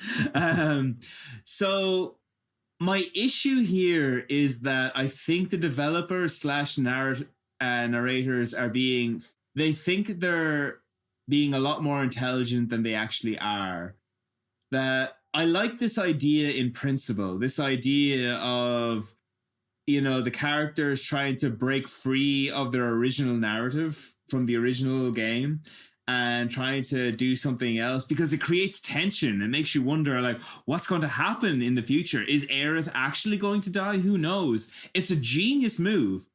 My issue is with the fact that they're like making it so intrinsic in the main narrative.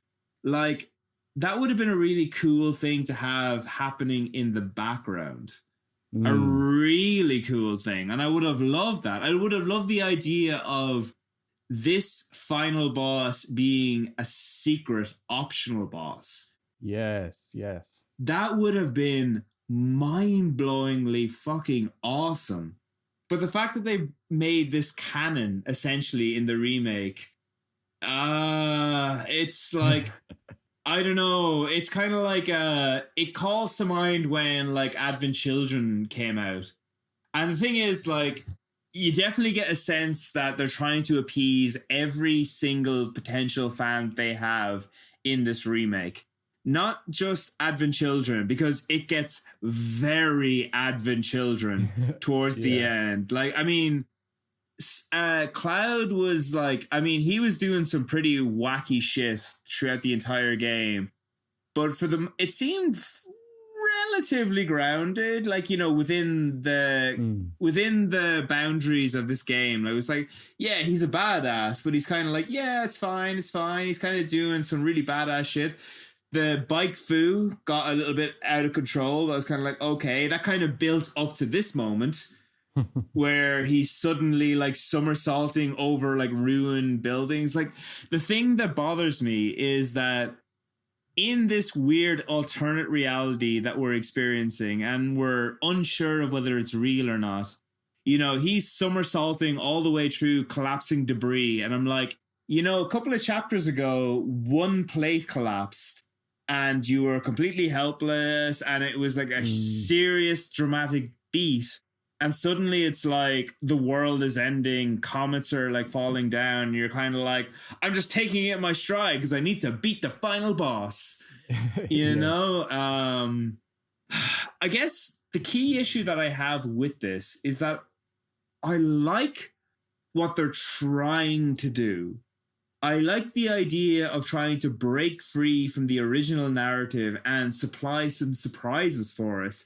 I think that's good. I think it's great that they're kind of taking some risks and exploring some ideas that they might not have been able to in the original game. My issue is that if I get the feeling this is more of like a test study more than anything else, and if people don't react well to it, they're going to be like, okay, we'll just resort back to what we were doing originally. And also, they take it too far, quite frankly. Like, they're basically tackling this apocalyptic end of the world kind of boss, when at this point in the narrative, they shouldn't be doing that. Now, on the one hand, they could do that in such a way if they say, what I wanted to happen at the last boss was for them to say this was all in Cloud's head.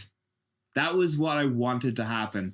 When he tackled Sephiroth, I wanted him to say, I wanted to be some indication that they were saying that, like, this is just like in your head. This is what you're imagining Sephiroth to be, and you need to be able to believe that you can defeat him. And this was some kind of representation of that for him saying, like, I can defeat this guy. And then he continues on. And I thought that would have been perfect. I would have loved that. But then they ruined it by having fucking Aerith, Tifa, and Barrett included on it and being able to see it as well. And it's like, okay, suddenly this is something that's prescient, something that's sentient in this world. So what? It's real. Exactly. Yeah. What kind of tone are you trying to set? That was my issue.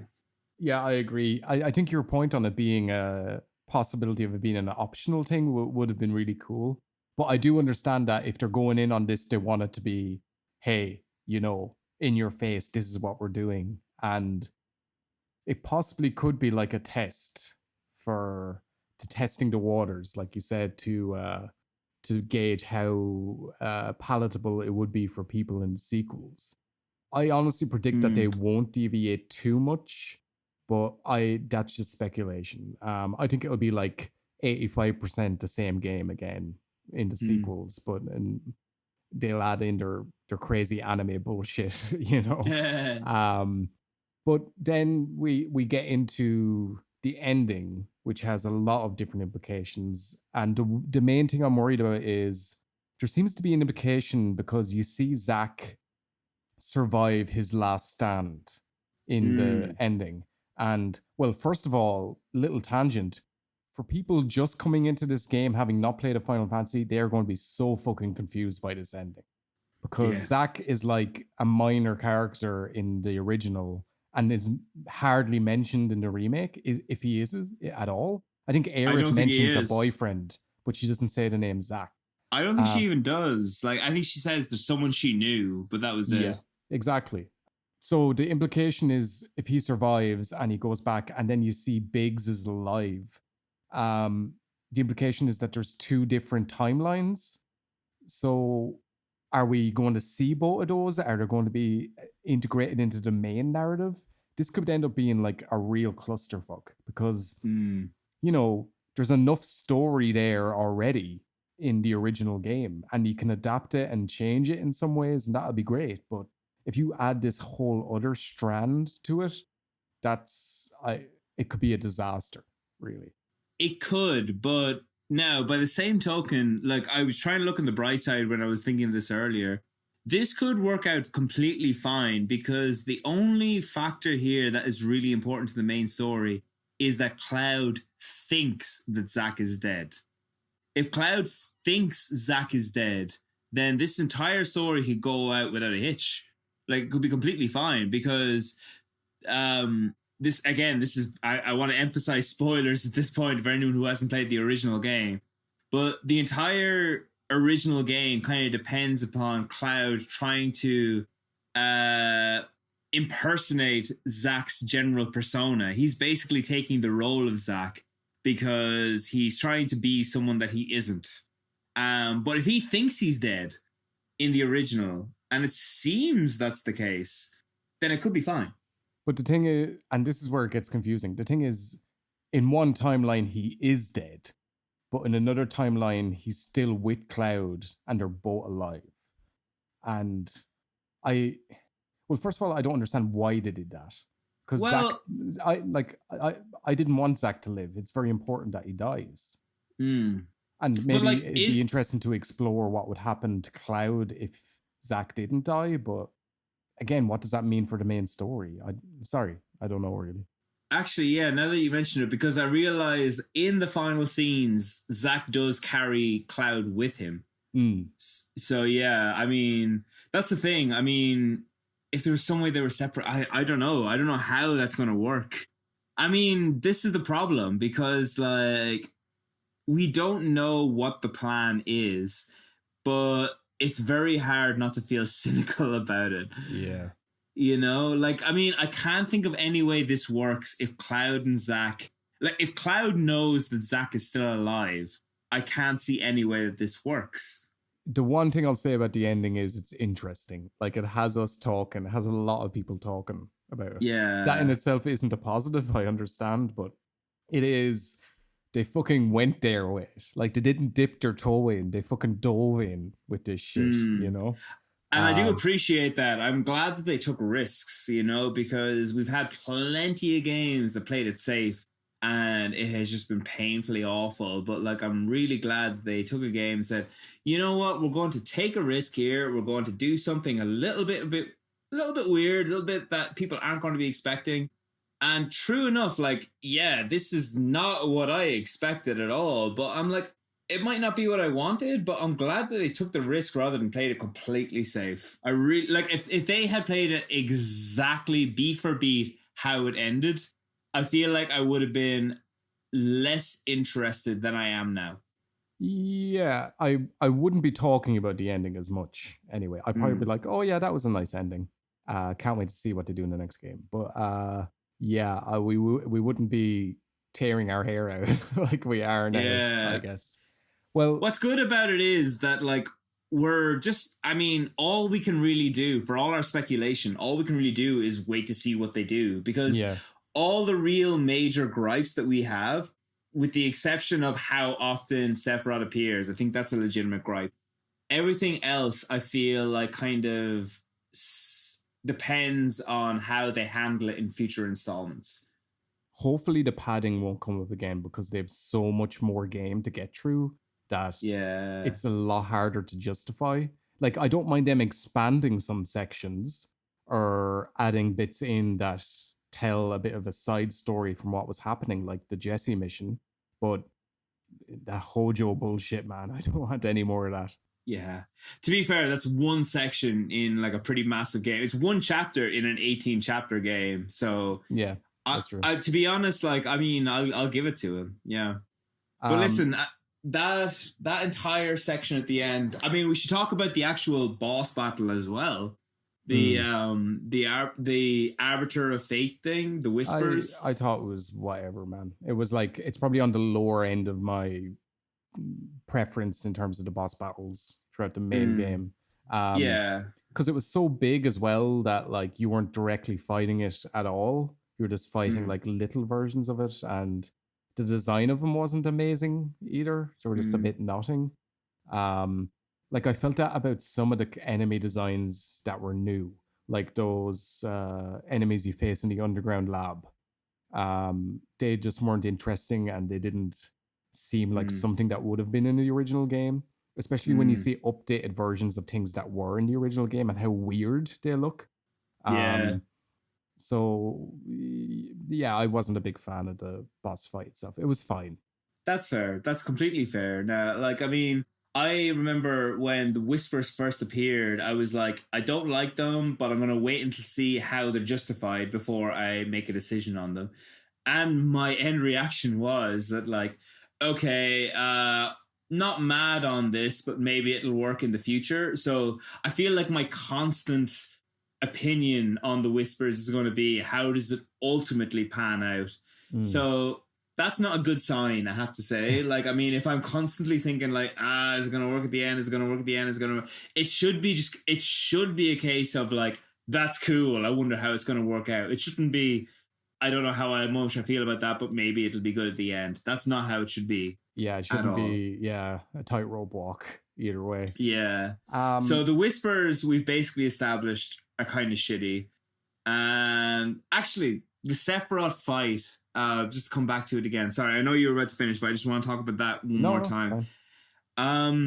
So the Sephiroth fight I thought was a weak fight to end on. For this, and it could have been fixed. I've said this already, but I feel like that could have very well been something that was in Cloud's psyche.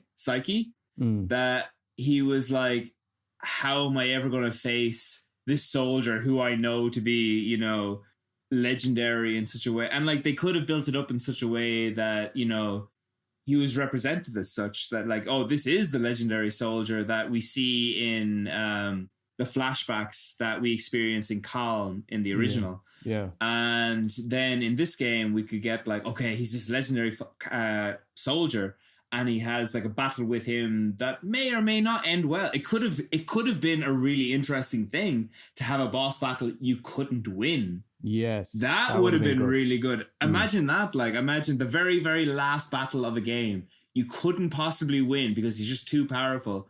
And that's the end of the game. And that would have been a really good ending to this game. So we've talked about the ending battle and the ending itself. Just briefly, speculation on the sequel. So obviously we don't know how many parts they're going to be. I'd guess three, possibly four. Any more than that now would be taking the piss. But in terms of the sequel, I feel like they're ramping up to go open world. I'd hope they would, because that could be amazing. That was like one of the best elements of Final Fantasy 15 was this large open world they made that was, although missing towns, it had a lot of great scenery and battles, and I really enjoyed traveling around it. And in terms of pacing, it might be good to go up to Nibelheim. I think Nibelheim might be a good place to end the next one. So I know for in interviews they have said they want to make the next game smaller. Oh, wow. So yeah, they were saying they wanted to make it smaller so in order to get it out faster. But I agree with you completely. I think Nibelheim would be the ideal place to end it. There's I a would have lot thought before Nibelheim, though. That's the only thing. there is the thing. I would have thought, I said this to some friends before, that I thought the ideal place to end the first game wouldn't have been at the end of Midgar, but actually when you're leaving Junin, when you're on the ship going into the new continent. I thought that would have been the ideal place to leave that. Now, unfortunately, they haven't had that. But in the new game, yeah, I can't think of any place. Possibly the Temple of the Ancients, but I can't see them going that far. No. It just doesn't seem likely. I'd say Nibelheim seems like the ideal place to end it. Odds are they'll probably have another Sephiroth battle. I can't see them not having a Sephiroth battle at the end of every single one of these. It sort of makes a little more sense in Nibelheim, maybe. I don't know. Yeah, like I mean, a Sephiroth clone or Genova clone. Something like that, yeah. I mean, do you know, actually, something I didn't talk about that I meant to talk about?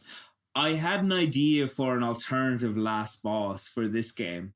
And I thought it would have been really, really good if they had... So I said to you before how I thought it would be really good if you were fighting Sephiroth within Cloud's own psyche, right? I think it would have been really good if Cloud was fighting himself in his own psyche. Because you know how he's often having flashbacks and he sees...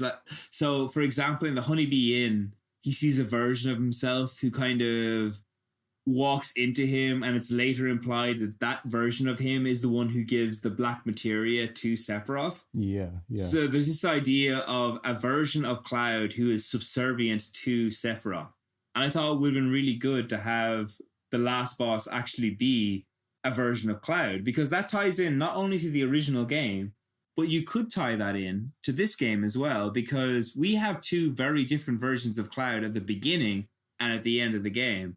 There's one where, for example, when he's facing up against Johnny and saying like, oh, well, he's a talker, we have to kill him. And he's very cold. He's like a mercenary. And then we have another version where he's very caring. He's like, he cares about Aerith, he cares about Tifa, he cares about the kids, he cares about Barrett, etc., etc. So it'd be really interesting to have a version of him fighting.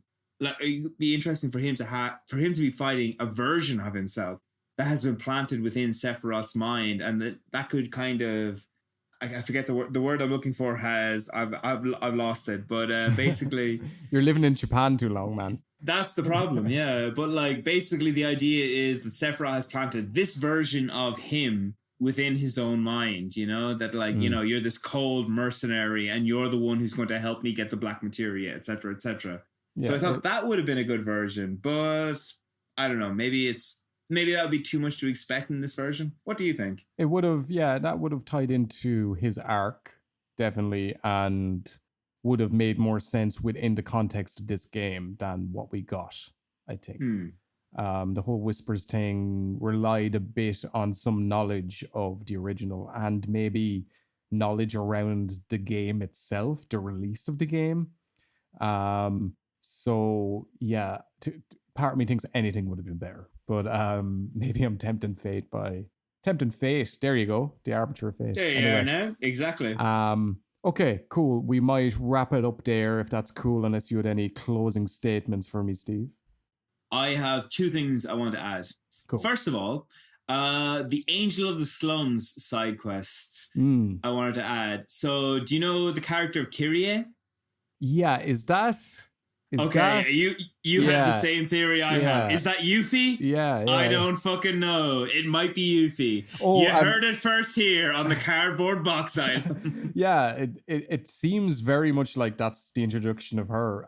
Another thing, when the plate falls and you get like a glimpse of Cat Sit in the cutscene, I really love that. But then I was thinking, people who haven't played the original be like, why the fuck is this cat sad who is this cat? Like, it's crazy. I feel like it's kind of fair to assume that like 95% of the people playing this game have played the original. Of course, yeah.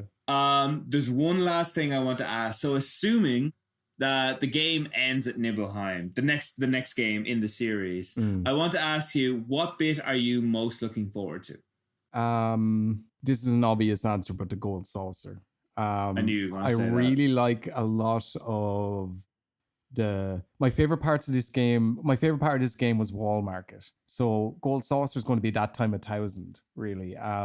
If they put like half of the stuff in that I think they will, it will be amazing. Like you'll have the arcade machines and the bike and all those mini games, which I'm sure they're going to work on, and the date and the play.